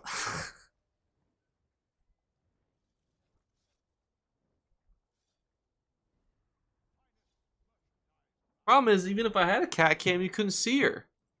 You guys see, she's actually stretching. She's like all the way up here. Oh, you kind of. Oh, she's. Oh my gosh. She just shifted the whole background. Oh. Yeah, she is definitely wild. I think you did a mushroom on the rare mushroom that you get in Vardenfell. I did do a video on it. You plug your router into the cat, you get extra crit damage. I get extra brain problems, is what I get. What's interesting is an item came up that I don't recognize. Balandri Tripakthi? It's a painting. What is this painting? Oh, it's a painting that you get from daily quests. Okay, that's something. So this item is apparently very rare. Oh, hang on, don't worry, I'll switch you guys over.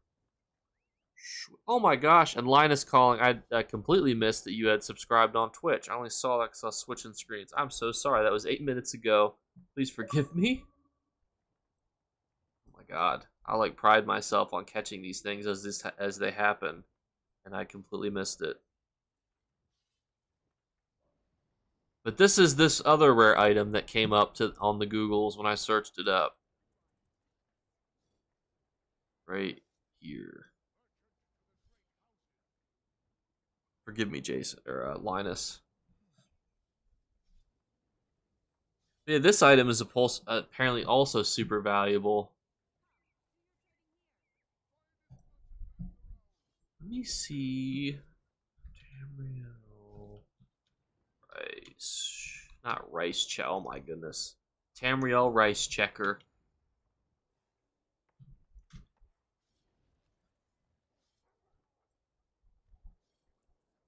Oh my gosh, there's 3 of them. There's 3 of them. Actually, wait, will this show me? If I just type this in, will this show me all of them? Oh my goodness.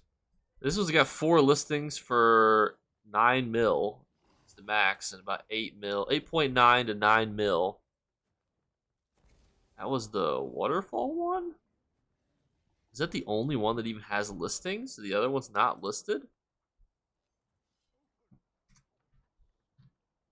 So that was waterfall. What's the volcano one? Is there even any of the volcano? Oh, the volcano. Pfft. 8 to 16 million. All right. That's 8 to 16 million. And Geyser? Let's see what Geyser gives us. What do we got? Oh, 8 to 9 million. Wait, is that the first one? I feel like that was actually the first one.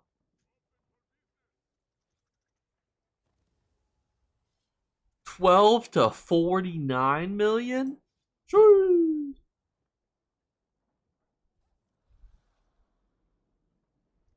I heard the rarest items from drops from BGs. It's that thing that lets you get the thing with who's in.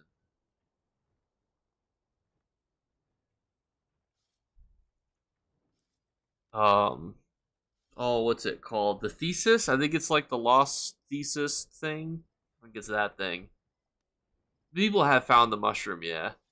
Saw a guy's museum that had all these 3-part pictures. That is wild. Also, chat box, I hate you. Why do you stop working? The goofiest times. Oh, because this is why I can never stream for long too. Because my cats drive me crazy.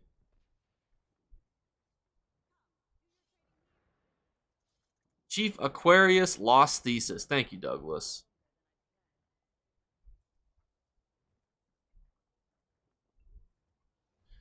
I feel like we tried finding that mushroom. Oh, there are so many mushrooms in ESO. Hang on. I'm gonna go back to that web page real quick. Where are we? Rarest items. What was that? What's the rarest blood type? What the hell? I didn't know that. All right, this was a year ago. This is more recent. Oh, here we are. Rare paintings in Somerset lockboxes. Banner of the Sixth House. Fortunately, not rare anymore. Golden lichen dropping from harvesting nodes. I don't think that's what I'm thinking of. What is the golden lichen? Maybe that's what that was? No trade details. Does it come up as an item? Like, does it register that? Oh, it is. It's a shrub with no listings?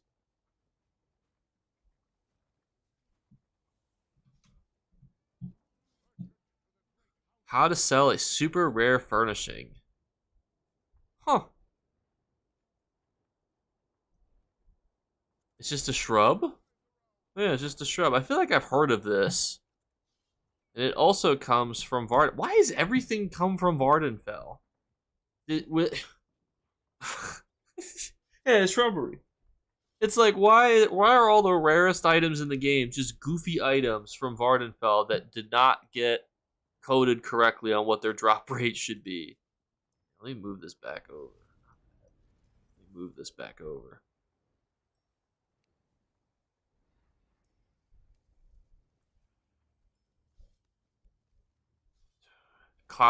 Alchemy and clothing nodes. Hardly ever drops.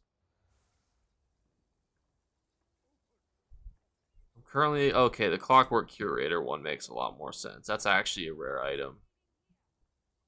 Ethereal Dust makes sense. Variety of rare plants makes sense. War Torch Recipe. Shivering Cheese is an item that I was looking for a while. That's gonna get a video. That'll be talked about. We talk about our thieving video. Worm Cult Moltif. That was a good one before they gave those out to everybody for free, basically. Alien Plant is another good shout. Whatever piece you're farming for, ain't that the truth? Especially if it's an Inferno staff. Monster Mass, bathroom appliances stolen from elsewhere citizens. What? Is that something I don't know about? I feel like when I was looking at research for stealing, nobody mentioned anything about bathroom appliances. Am I being trolled? What sells from elsewhere citizens that is bathroom based? I'm delirious. There's the Velroth paintings, okay. The gel parchment furnishing in Murkmire. Okay. Zodrus Mass. Makes sense. We talked about that one. It's an Easter egg on how hard it was Morrowind was compared to Oblivion and Skyrim. Just everything was harder. Literally everything was harder. You think it was harder to do in Morrowind. Morrowind is one of those games that you appreciate, but when you play it, you're just like, why did anyone think that these ideas were good? Request design. Crimson Shard. You have a shivering cheese. I've actually been trying to find a shivering cheese. Maybe I should try to buy some of these items.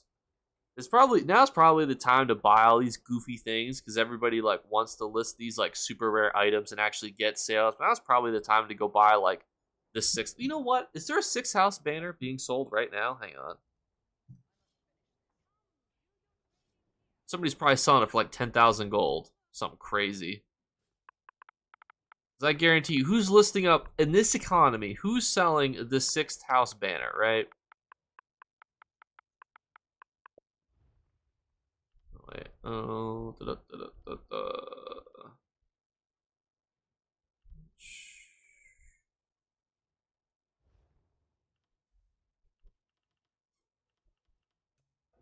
Am I dumb?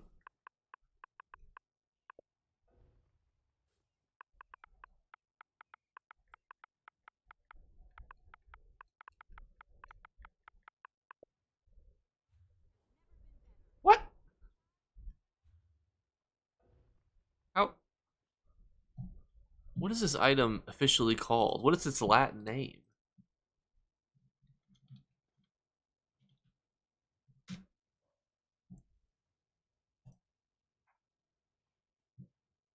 I'm like, am I crazy?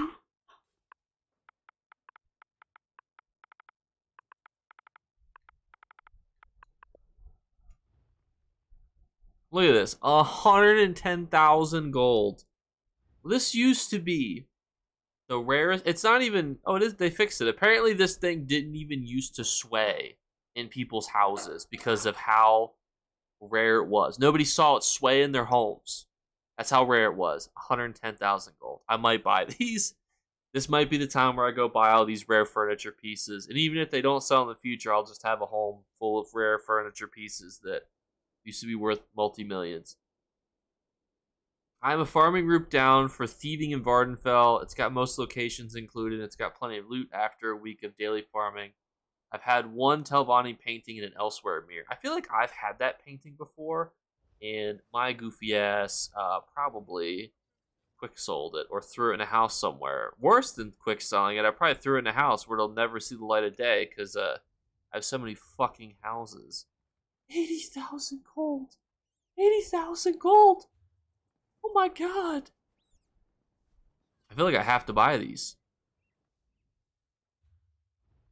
I don't know if I'll buy all of them, but I'm definitely going to buy at least one.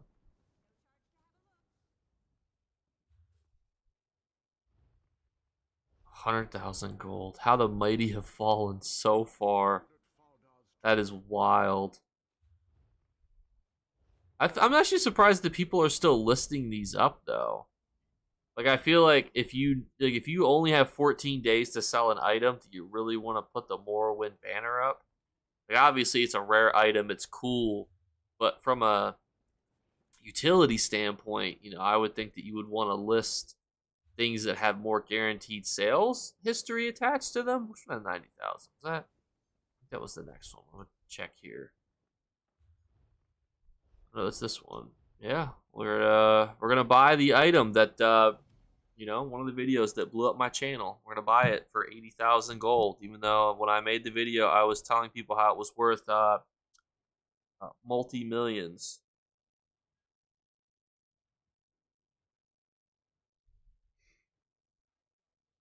Kind of hurts, doesn't it?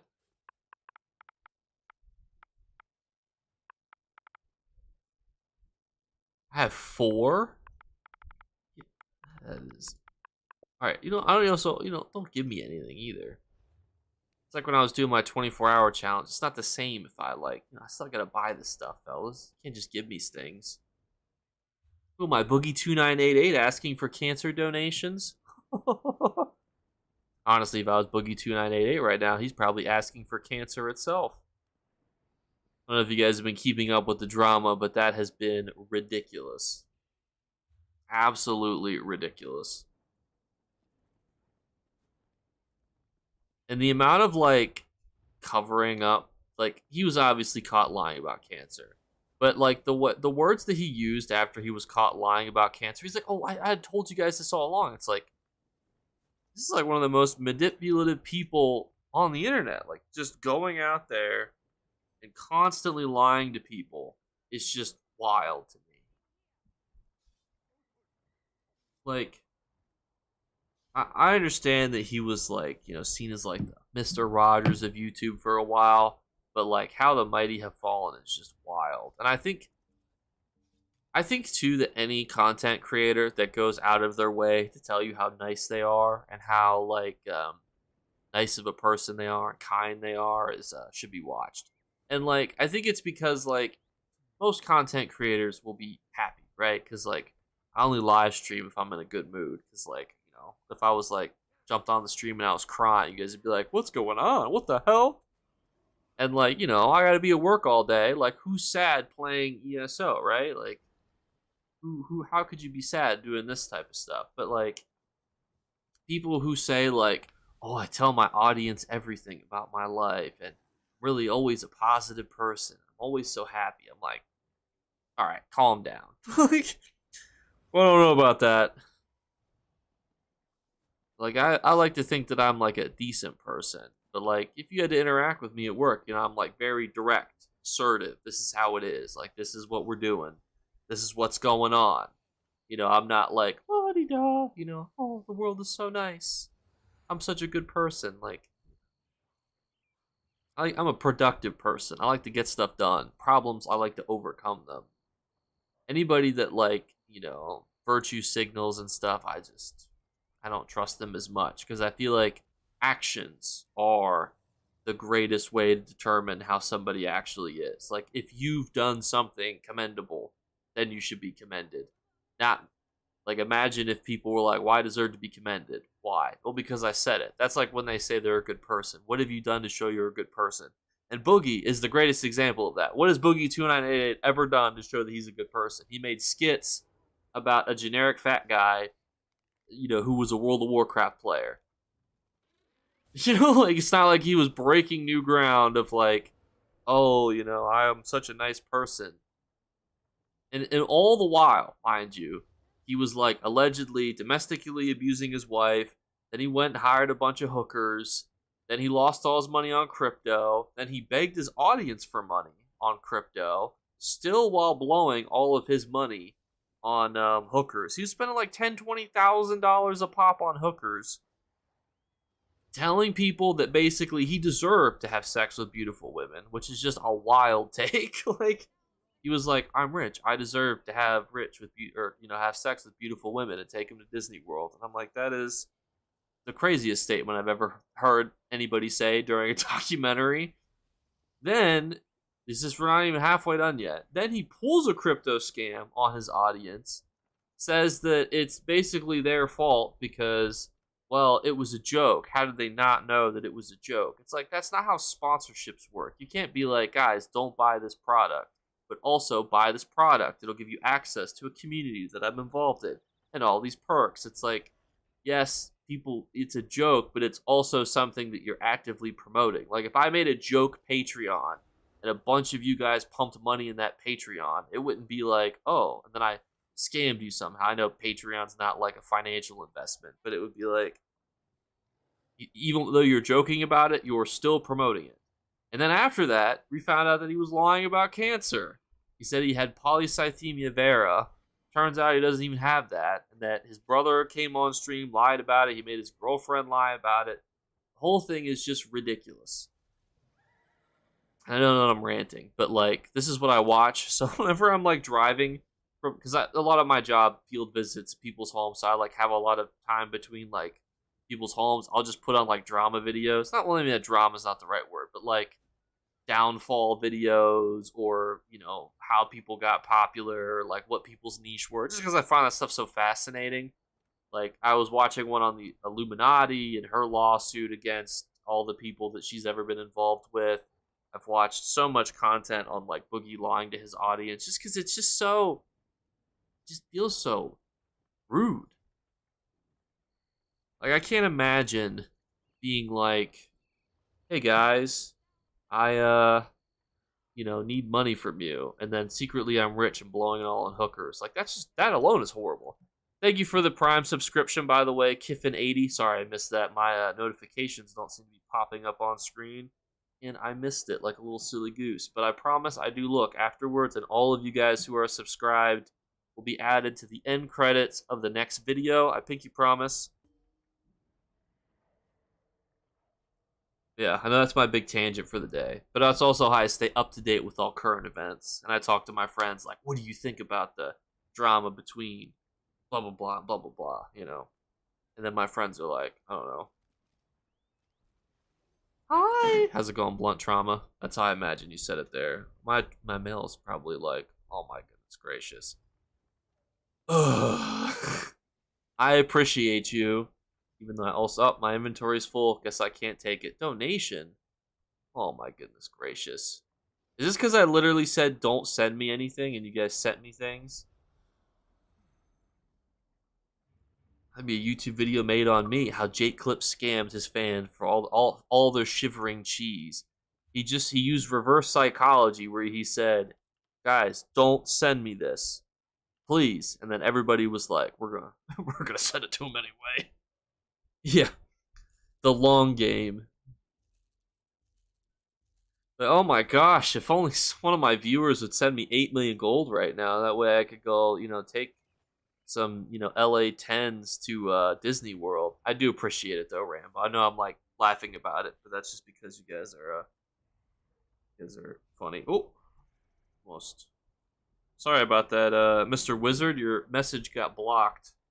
Jake needs hookers. Look at him. He isn't getting on his own. Haha, sorry. Bad joke. I'm just kidding. It's okay. If you ever needed to have faith in me as a content creator and as a human, I'm 6'5". I've been blessed with the greatest gift that a man can receive, and that is height. Although I will say it's always a bit weird to put on my profiles, for things like Facebook, like Twitch streamer, YouTuber, just feels a little bit weird. Like being a professional YouTuber on the DL just feels like such a weird thing. Now that you won the championship, I'm going to Disneyland. Good luck, Sean White.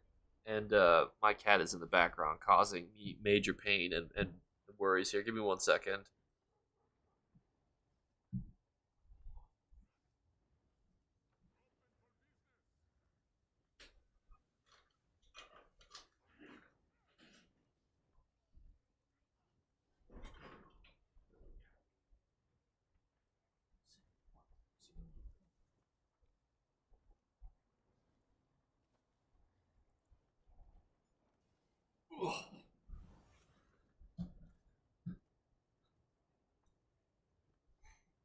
Alright, sorry about that. And to catch up on messages, I play soccer as a goalkeeper. Can also play as a right back.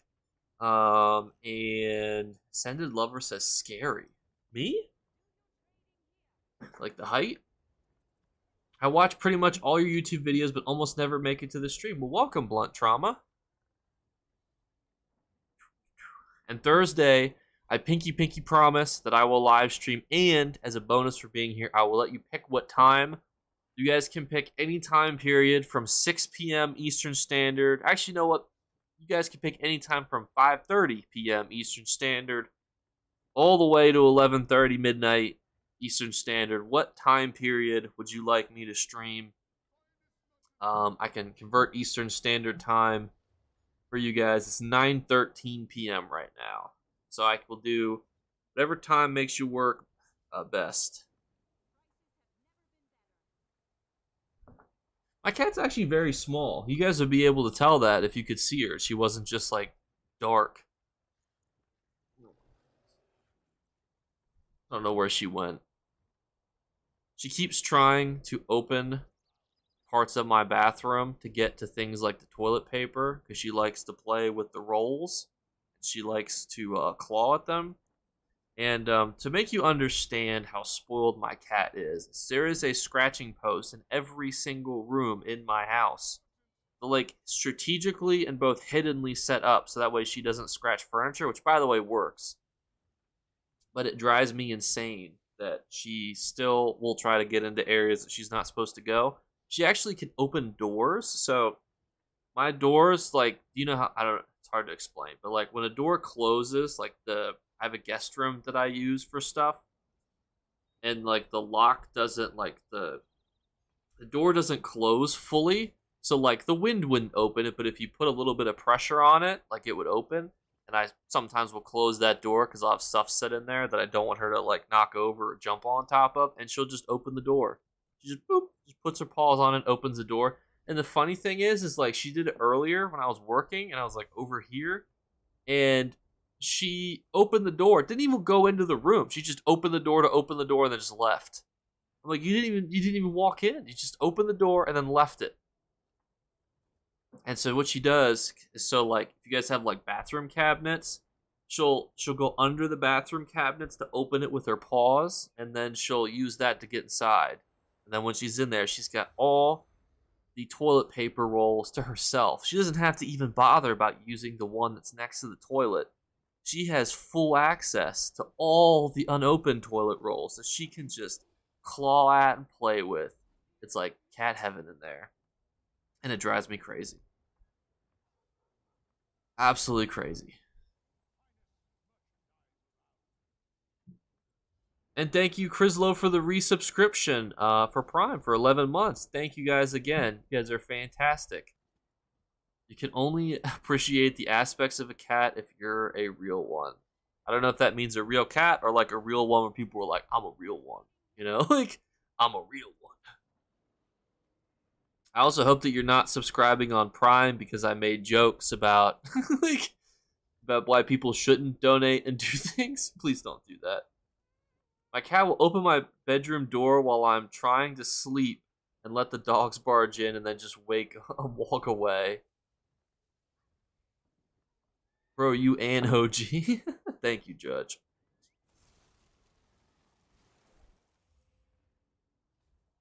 Yeah, that's the part that drives me insane is she just opens doors just for the fun of it. And one time I was sleeping, right? You know, because as a human I do that. And I close my bedroom door, but I have a bedroom that's attached to the bathroom, and I leave the bathroom door open because that way she can like walk through it and have like a way in and out of the room. But it just feels weird to like be in a room with an open bedroom door that like faces the bed. You know, I'm not trying to have sleep paralysis and there's like a demon sitting in the door. Like that's kind of scary. And so I close the door. Well, I wake up because my door is slowly creaking open, and I like panically wake up and look, and she's just like, and then just pops her little head through, and I'm like, you can already walk around. Why are you opening these doors?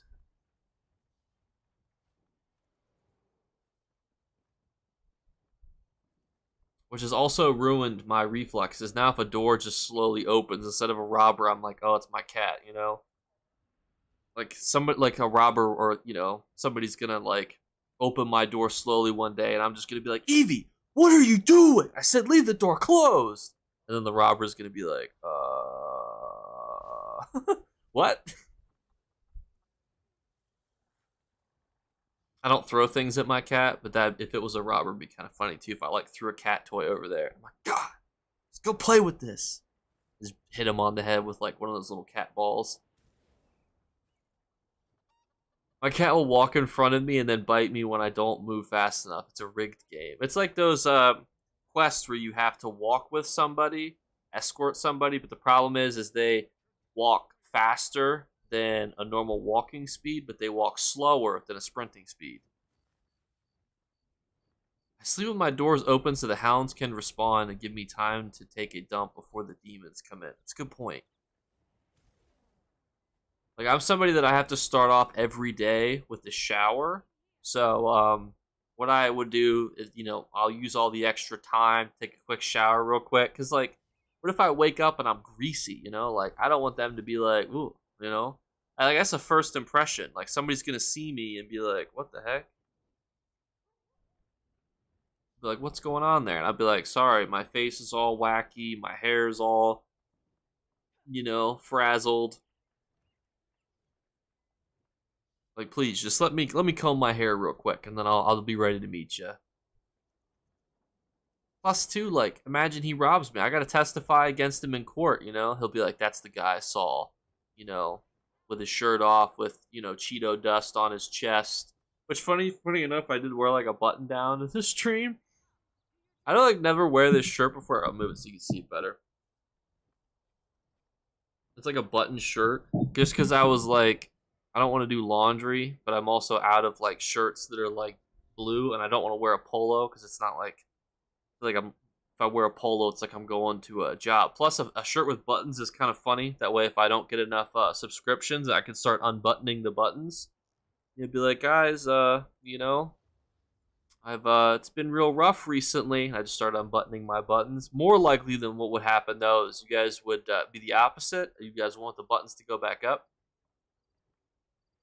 Do you play fantasy Premier League football? Getting a team going this season? I actually don't play fantasy football. I did it 2 years ago. I just never got into it. You know, in the point where I like followed it. Unzip your members only jacket. Yeah. I had a thought recently too. So like, let me look this up because I was curious about this. It was like average only fan, or no, what was the top 1%? Top 1% only fans. Like, what is the top 1% only fans? All right, so the top 10% make 1,000 a month, and then the top 1% makes 6,000 a month, which is a bit wild. So we're not going to be able. So, and I'm thinking just off of Twitch memberships and like YouTube memberships, not like ad revenue, but we probably would be with I don't know what's top 20.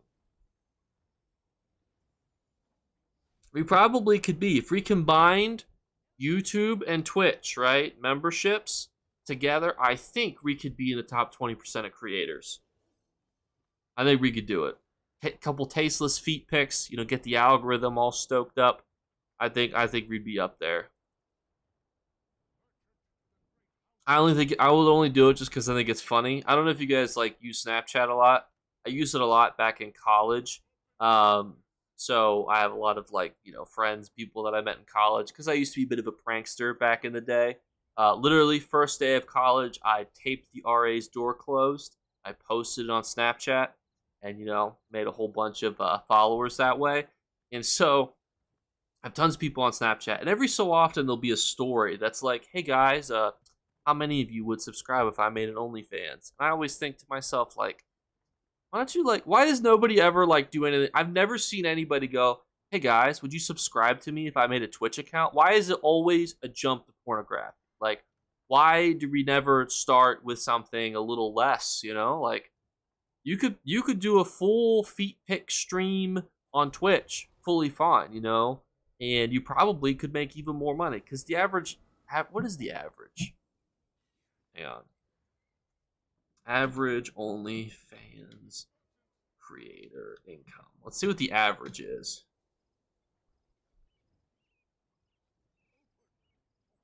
The average person on OnlyFans makes $150 to $180 a month. And I stream to a very small audience, and I make well more than that just on Twitch a month. I make probably at least $300 a month on Twitch just by existing and the developers gifting me times when crown crates are available. So it's like, maybe start there. Maybe not jump all the way to the end. Why we need to push more people into streaming is, I guess, where I'm going with this. And also, if this is my way of saying I'm getting a hot tub is on the way, we'll do some hot tub streams. Oh god. I hit nice jackpot on DraftKings Fantasy Soccer and stopped. Didn't want to push my luck. Sterling hit a late goal.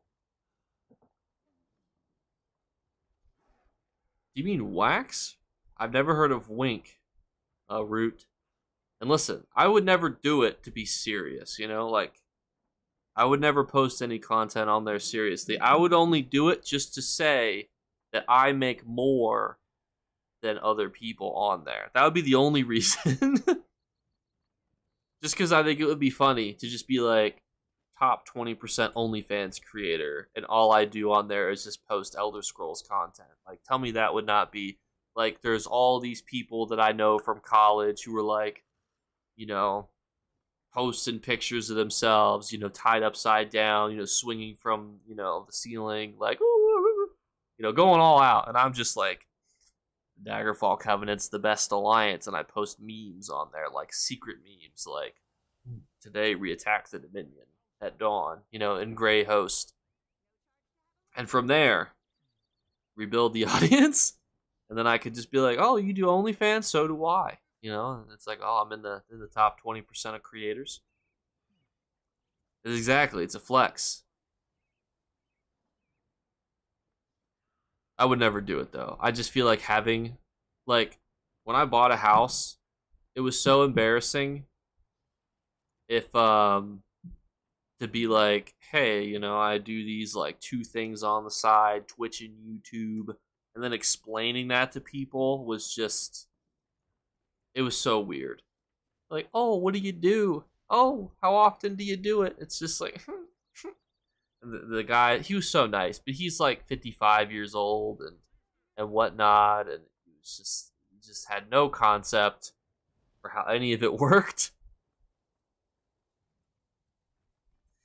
And it was just funny. And I had like, so I have shirts that I've like sold in the past too. So I literally had to submit that I sold like 2 t-shirts throughout the entirety of like 2023. And it's just like, what? Just going through that is just such a weird experience, like having to go through.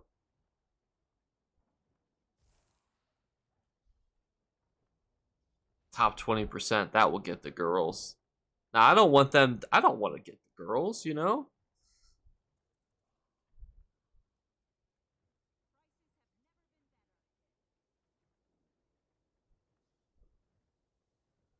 Old neighbors are the best.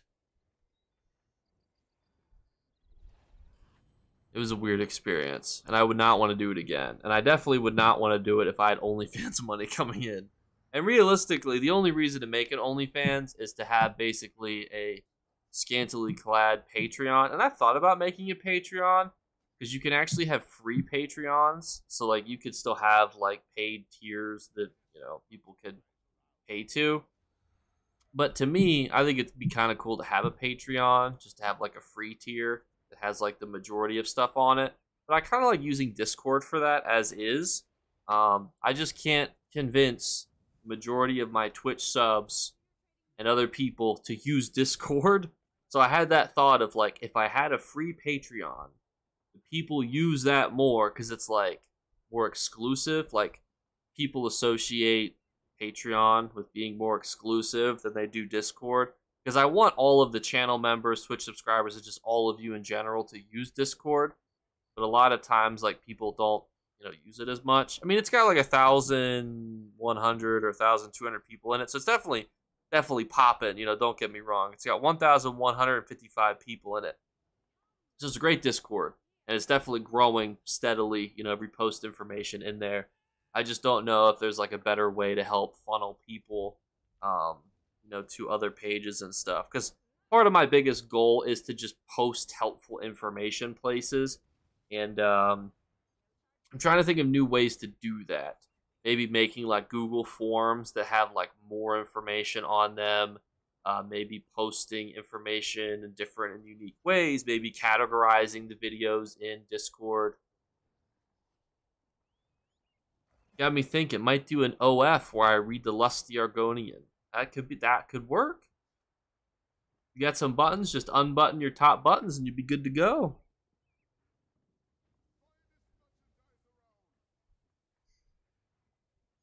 Or if you're like me, they actually donate to put the buttons back on.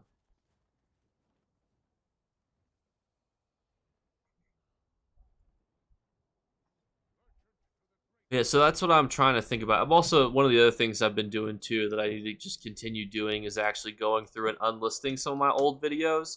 So it's like, obviously, you guys are going to be recommended like golden vendor videos from like, a bajillion years ago. And how many of you guys are like, oh, Jake made a golden vendor video from like a year ago that's being recommended to me? Let me go watch it. Like, the only thing that's annoying when you unlist videos, Social Blade thinks that you're deleting videos, which is just wrong, and it hurts your score. Your Social Blade score goes down, which is just extra goofy. That's the only part that I absolutely hate about Social Blade, because like I don't want my Social Blade statistics to go down. Not that Social Blade is like, the end all be all. I can't even get myself to pop up. There's another Jakeclips apparently that comes up. And he has less subscribers than me. Why is he popping up? What the hell? I can't even get myself to come up. This is crazy.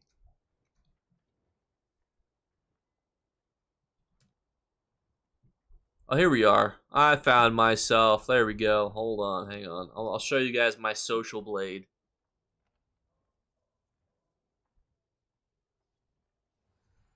Hang on.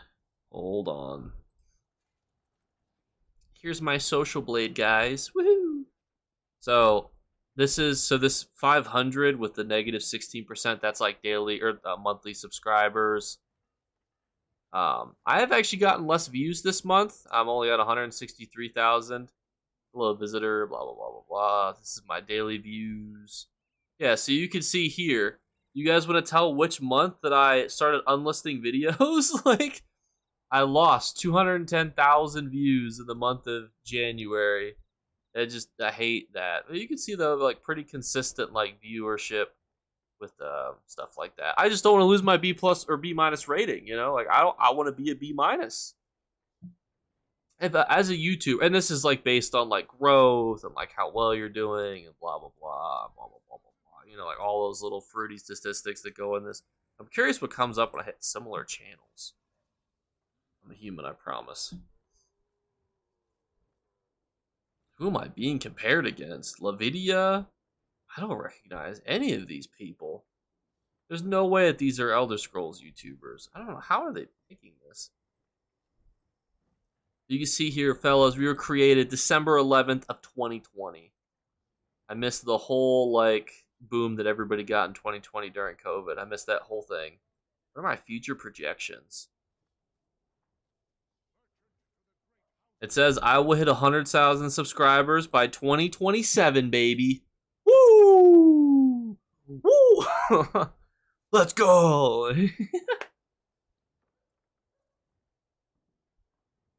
I mean, that's, not bad. I mean, to be fair, like, subscribers actually really don't mean anything. Especially ever since people started selling their channels. There are so many, like, 100,000 plus channels, million plus subscriber channels that just don't really get any views. It's all about views, realistically. Let's go, Grandpa. All right. In 2027, I will only be... Oh, I'll be 30 years old. I will be a grandpa. Oh, God. I do agree, though. The other part is if you make an OF account, your dad will be sold.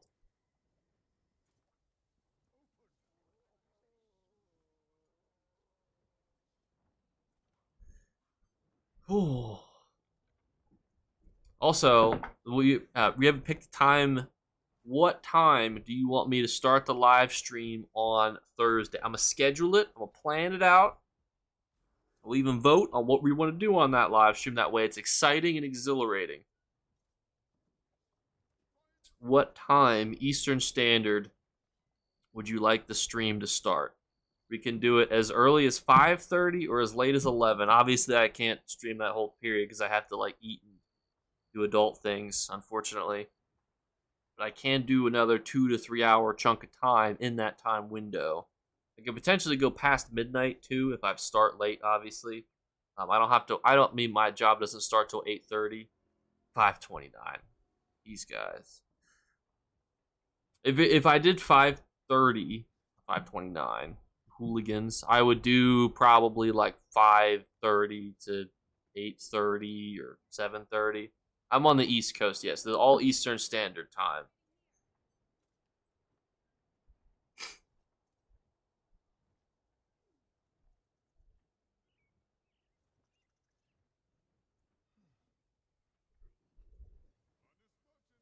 As long as I have the option to watch when I get the notification, brother, I don't even care. I think it means ride or die. I'm watching that shit. Well, I appreciate it. I appreciate you. I just got to figure. I always like to know like what's the best time because like ironically, you can actually see in the YouTube app like when the majority of your audience is watching you, but that doesn't like video watching doesn't translate. I've noticed to live stream watching because some of the times that I'm like, and I think part of that is because there's a lot of competition during certain hours that I've noticed that if I do like a really early live stream, there's no competition, so people just drop on over. Either way, I'll be working 6 to 2 a.m. Eastern Standard, so I'll be watching and listening. That is a crazy time period. Hopefully you don't. That's a rough schedule. Gotta stretch my back.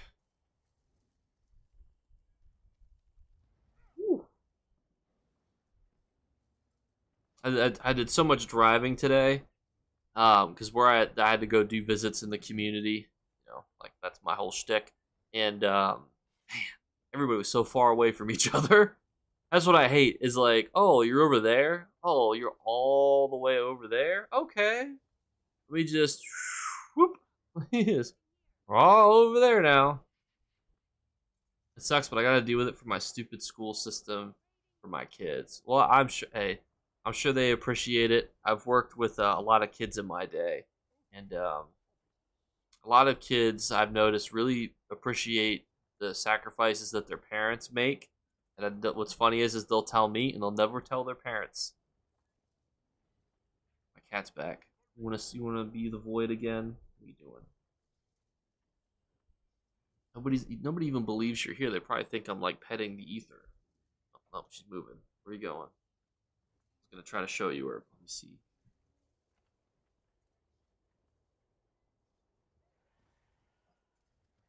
Oh, you actually can see her ears now. Look, you're like an actual living, breathing creature, not just the darkness. You want to say anything? You want some scratchies? Look, see, I actually do own a cat. I'm not just like making this up the whole stream. I do own a cat. What I will do is I'll put a poll up too for people who aren't here. That way they can vote. Because obviously, a little bit of bias. Because if you're here now, you could also be here on Thursday. Versus if you're not here now, might not be able to be here the same time on Thursday. So I'll do a poll later. We will do the Bags of Glory event or Bags of Glory cheese on Wednesday because there's actually some super valuable items in there. When Azura, an amazing content creator, an amazing person, did a video on the rarest, like most expensive outfit builds you could ever do. That it included one of the previous year's Bags of Glory stuff. So I think it's pretty important that people get these items just because who doesn't want to own something that's worth multi-millions? Ghost in the Darkness, best cat movie ever. I don't know if I know that movie. I actually don't really watch a lot of movies. I haven't seen a movie since Guardians of the Galaxy 3. I went and saw that with some people. And I mean, granted, I do usually see Marvel movies that I think would interest me in theaters. I know you can judge me. And I'll probably see Deadpool. And I saw movies like Top Gun Maverick just because it was awesome. I feel like that movie experience, like, so when I went to Penn State, right? Spoiler if you didn't know this about me. Penn State is like very small as a city, but has like hundreds of thousands of people, and they're all like college students essentially. I went to the theater for Marvel movies there. It was wild. I feel like I have been chasing that high. When I saw Avengers Endgame in theaters with a bunch of drunk college students, it was like the greatest cinematic masterpiece I've ever seen. The fight scene where everybody shows up, everybody was just like they fucking lost their minds. When people started coming through the portals, it was like everybody. It was like at a soccer match when fucking you score the winning goal in the 90th minute. Which, by the way, love the atmosphere of soccer games too, and other sporting events. But I feel like I have never and never will get another movie watching experience like that again. And that's kind of the sad part about going to movies now. Ghost of the Darkness, Val Kilmer Railroad Africa. I've heard about that. College Station. What is that reference to, Linus? Was that the thing? Do you know like the place I'm referencing?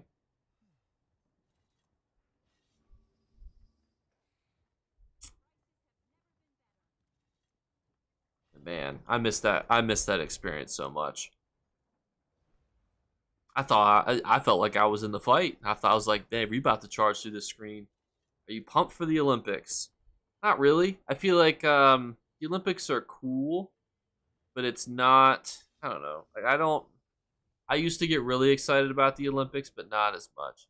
College Station is a town near Houston, Texas, propped up by Texas A&M University. Oh, okay. Like how DeKrill knows the lore. To be fair, College Station seems like it'd be like a pretty, like, not popular, but like universally named place. Like there could be multiple. It's like Main Street almost. Like this is College Road.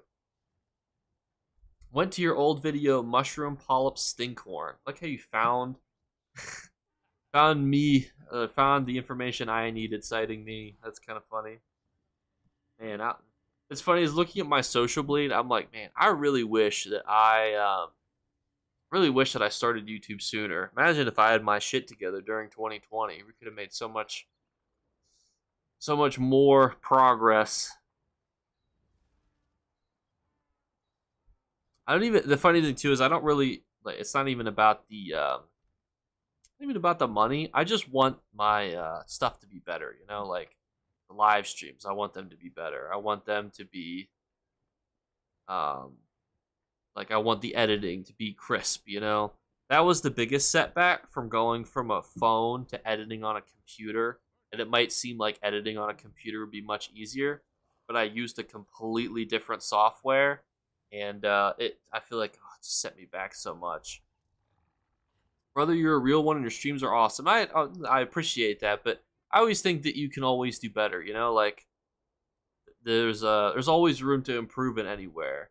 And I always feel like that's the hardest part of any industry is like, what are my areas of improvement? You know, and I feel like if you think that you're perfect, then you know you're just gonna suffer from stagnation. That's why I'm always like, how can I do more? How can I like get better at doing different types of things? That's always what I'm trying to do. The problem is that I studied social work, not video editing, not thumbnail making, not like graphic design, not like any of those things. So it's like you guys should have seen some of the old thumbnails that I had cooking. I thought that I was cooking with some of my old thumbnails. I mean, that's a video concept in and of itself. What were some of the original thumbnails that I was going to make for my YouTube channel? Because they were scary. Like, they were. You would look at it and you'd be like, what were you thinking? And to be honest, I have no idea. I don't know. I was like, we're just going to put all these words and all these things on thing. And I'm not saying my thumbnails are perfect. But like, I feel like my thumbnails are relatively good. You can tell me if you guys have thoughts on that. Let me go pull up my channel real quick, because I feel like let me know what you think. Like, do you guys like this thumbnail style that I've been going with? Like, do you like these thumbnails? You know, it's kind of got like the text. You know, a little bit of overlap. You guys see that he's his fist is kind of going through the title a little bit there. You know, little drop shadow. So I like do a little pop here. You know, pull the guy out of the front. You know, make him pop out of the golden bender. I think they're eye catching. It's good. You need duck lips to really cook thumbnails. I don't even know what that means. What is that? Duck lips thumbnails. What does that mean? Is that like? So is this a thing? Like, is this just like a face? What does this mean? I'm gonna click out of that because now that's in my search history for forever. Yeah, like I kind of like the new thumbnail style I've been going with. I feel like it's like pretty sublime. Like it's not like overly like in your face, but it still conveys like a point, you know.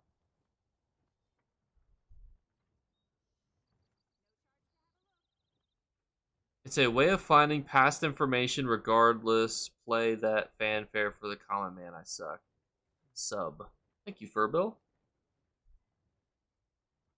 Is that the Furbill? The man? The myth, the legend, the console legend Furbill? Or a different one? Yeah, this was. I wonder if I could see some. Oh, for the selfies. I was like, I know like duck lips, like what it was. Let's look at some of these old thumbnails. This, I thought I was cooking with these old thumbnail styles. Like I thought I was on to something. I thought we were. I thought we were. Well, you can see the trend back here. I thought we were cooking. Well, thank you for the 2 gifted subs that went to Judge Blackheart. They went to Golden X and Boy Mom. And Furbill says sub please. Thanks for stopping by. And thank you for. I like that you guys like the consistency. I'm glad that you guys can tolerate this art style because I thought that it was. I thought we were cooking. It still drives me insane, like how the second ever YouTube video, which is how to find script jelly, did so well. Got 10,000 views. Why? Like, and what's crazy is like, it's not like Script Jelly is like ridiculously OP and great. It was just kind of like if you look at the video next to it, best alchemy farm in ESO, right? How does that have less views than Script Jelly? It's like all alchemy, this one specific ingredient. I always have ESO plus in all my titles. Look at that, you get the star next to your name. ESO Gold, like a Gold Guide video, which had 14 minutes of terrible audio. It sounded like I was in a fishbowl, but it was made with heart.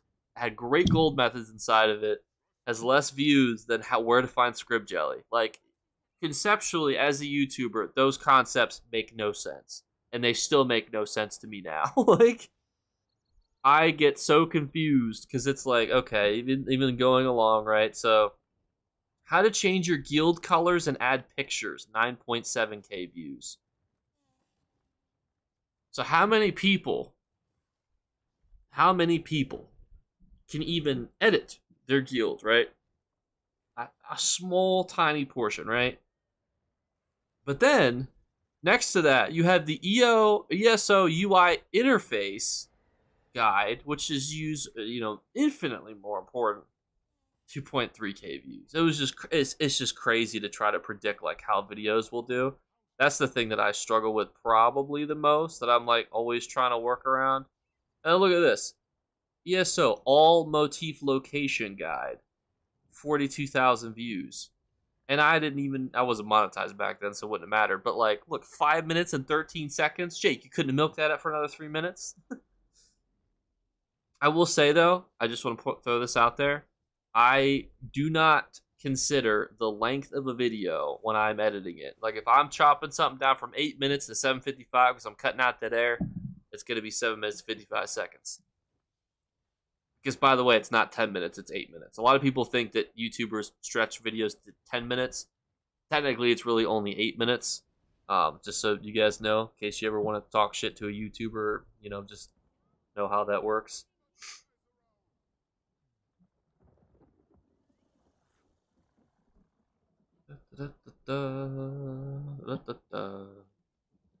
Yeah, this is back in the day. A lot of these videos probably should be redone. This actually doesn't include the ones that I've unlisted, and I probably should go back and unlist more. I was thinking about unlisting the old live streams, but leaving them in a playlist. That way you guys can still find them.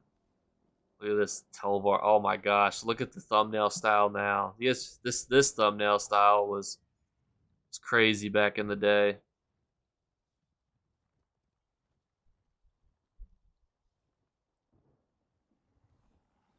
Look, see, spider arm. They're spider eggs. You guys, like, 3 minutes, 20 seconds. Nobody wants to know where to get, spider eggs. Everybody wants to know about the Script Jelly. They'll spend double the time learning about where to find Script Jelly. But nobody wants to go find spider eggs? Like, come on now. Also, the comments, by the way, for the Script Jelly video are hilarious. Hang on, let me pull them up. You guys see this? Hang on, where are we at, chat? Oh, we're gonna slide this over. Not slide that over. Oh my goodness. Gosh dang it. Keep sliding the wrong. That's what I want to slide. There we go. Go to game settings and turn down the sound effects. We can hardly hear you. The world needs a flower farming guide. This was my favorite comment ever. What's funny too is this was made like a year after the video was posted. Now you may be asking yourself, where is their really lightning explosion? Not a whole lot of lightning blasts, a lot of here category 5 hurricane. I may be a year late, but thanks for the video. It did really help me a lot in search for that sweet, sweet jelly. That was my favorite comment. That remains to this day one of my favorite comments. I actually do not have a dedicated video on converting archival fortunes to gold. The actual reason I didn't make a specific video on it is because somebody else made a video on it, and I didn't want to like kind of copy what they were saying because it was kind of like I would have said the exact same things. I'll probably do one at some point. I just don't like if somebody posts a video like a day or so before I do, and it's just like, oh, well, I'll do something different. I just don't want people to think I'm like copying people's videos, because really, when it comes to the Infinite Archive vendor, there's really only so many things you can do.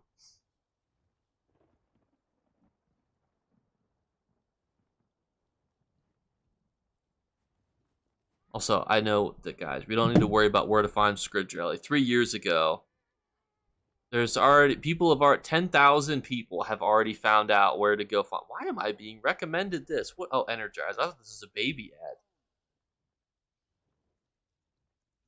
I'm like, I find it because I'm on my YouTube account right now too, so I'm always curious like what ads like get recommended to me as a YouTuber, like because I don't watch a lot of videos on here, so like targeted ad wise, I'm just curious like what they think.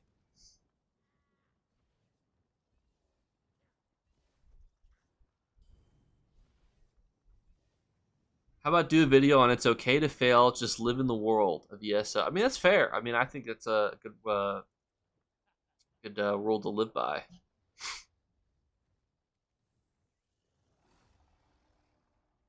It's just a weird video. Switch us back here. 20. Duck Rass, silly rascal. I didn't even notice you. I did that. I noticed you were here a minute ago, but it's so hard to tell when people are here because it's like Mournhold has so many people running around. I was like, I think there's a guy standing here. I do like to explain things a very specific way. I like to always do it conversationally, and it's really just because I suck at reading a script.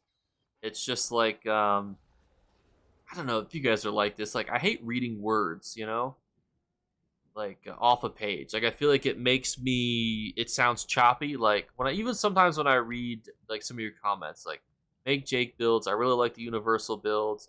It was an amazing usage of Twice Born Star. Thank you. I mean, that's obviously good. I'm just saying, like sometimes I feel like when I read too, I don't have that same tone of excitement because like I'm like, when I explain something, it's like I'm excited to explain it because I'm explaining it. Anonymous lost on PC. Yeah, I could do more build. If I did builds though, I did the Master Thief build recently. I do think though there was some negative feedback on that from one comment who rightly roasted me because I ignored some of the other champion points that you could put in, which is fair because like obviously you probably want to get these, and I did also in their comment that way. I felt less dumb. I just forgot that this part of the champion tree existed because in my mind I was like, all right, like you've already got all these sets that reduce your sneaking detection, right? Like I would rather have a higher chance to get furnishing plans than anything else. I'll have to remember. I don't use my PC account really at all. I've only ever really used my PC account since playing on beta to do what did I do? Oh, a housing tournament. The grade like housing tournaments and stuff. So unfortunately, I don't have a whole lot of can't help you a whole lot on PC. I'm also not a really good PC player. I just think people are really nitpicky anymore. Do you mean like more nitpicky or less nitpicky?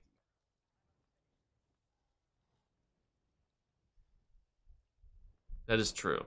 And I mean, like, it's fair. Like, as a content creator, you should talk about everything. It is sometimes tricky because, like, I wasn't even going to do champion points at all, ironically, just because, like, what you guys are saying, if you are at the point where you need champion point, like, if you're at the point where you can have champion points, how many of you need to even watch a build guide on it? So, like, that's a totally fair point, too. So like I think about all these things and I'm like, I want to keep it concise because that video was how long was that video? 1 second. Final Fantasy, that's the ad that I got on that one. How long was that video? 14 minutes and 27 seconds. And That's fine for like a thieving build video, but I was like, this is getting kind of long. I cut out some of the things on there, and I was like, it didn't make the cut. Which is goofy. As a mistake on my part. I pinned their comment where they were like, Jake, are you stupid? Get all these champion points. And they listed them out. So I was like, well, now the information's there, and it's pinned, so people will see it. I think the biggest reason to play on console if you come from PC is the economy is more stable. And I think that too, the PvP is a little bit more crisp. I've heard people say that. Obviously, I've not PvP'd on PC for a long time. And the economy is easier to get into, like easier to gold out sets and whatnot. It's just easier to do. Plus, too, with Game Pass, like it's easy to play with your friends on console if they, play ESO, or even if they don't, get them into it, I'm gonna wrap up here because I gotta go do some other things, and it is almost 10 o'clock. For some reason, I'm getting the freaking sniffles from something too. I was in a hospital, and every time I feel a little weird, I'm like, it's the end. It's the Kung Flu. It's back. All 11 tunes I have use only speed breaking down stuff, quicker picking up nodes, and double yields on nodes. I hate time picking up nodes and our low yield, plus breaking down stuff is huge. Yeah, that's a great point, Casper. PC has add-ons, period. I was thinking about doing a harvesting build, like an overland build. I do like my training set build that had Twiceborn and Heartland. Thank you, John. We'll do that. Take some zinc. I actually have some of that stuff too. I don't feel sick or anything. I just, it's been super cold too today. There's like a storm and whatnot, like a crazy lightning storm, something like that. It might just be a little iffy.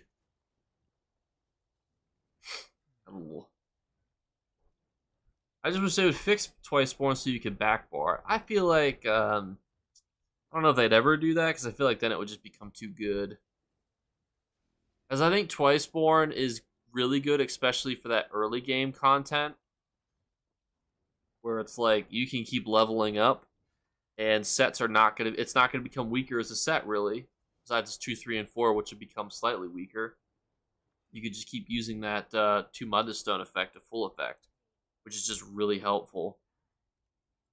But good night, Casper. Good night, everybody else. Thank you again to Judge Blackheart for gifting the 2 subs. Thank you, Crislow, again for resubscribing. Thank you, Elite Old Guy, for subscribing on Twitch. These are all Twitch. Thank you for the Kiffin80 for subscribing on Twitch. Thank you, Linus Calling, again for subscribing on Twitch. And thank you, Judge Blackheart, for subscribing on Twitch. Thank you guys so much again. I love all of you guys, and I'll catch you later. Bye, guys.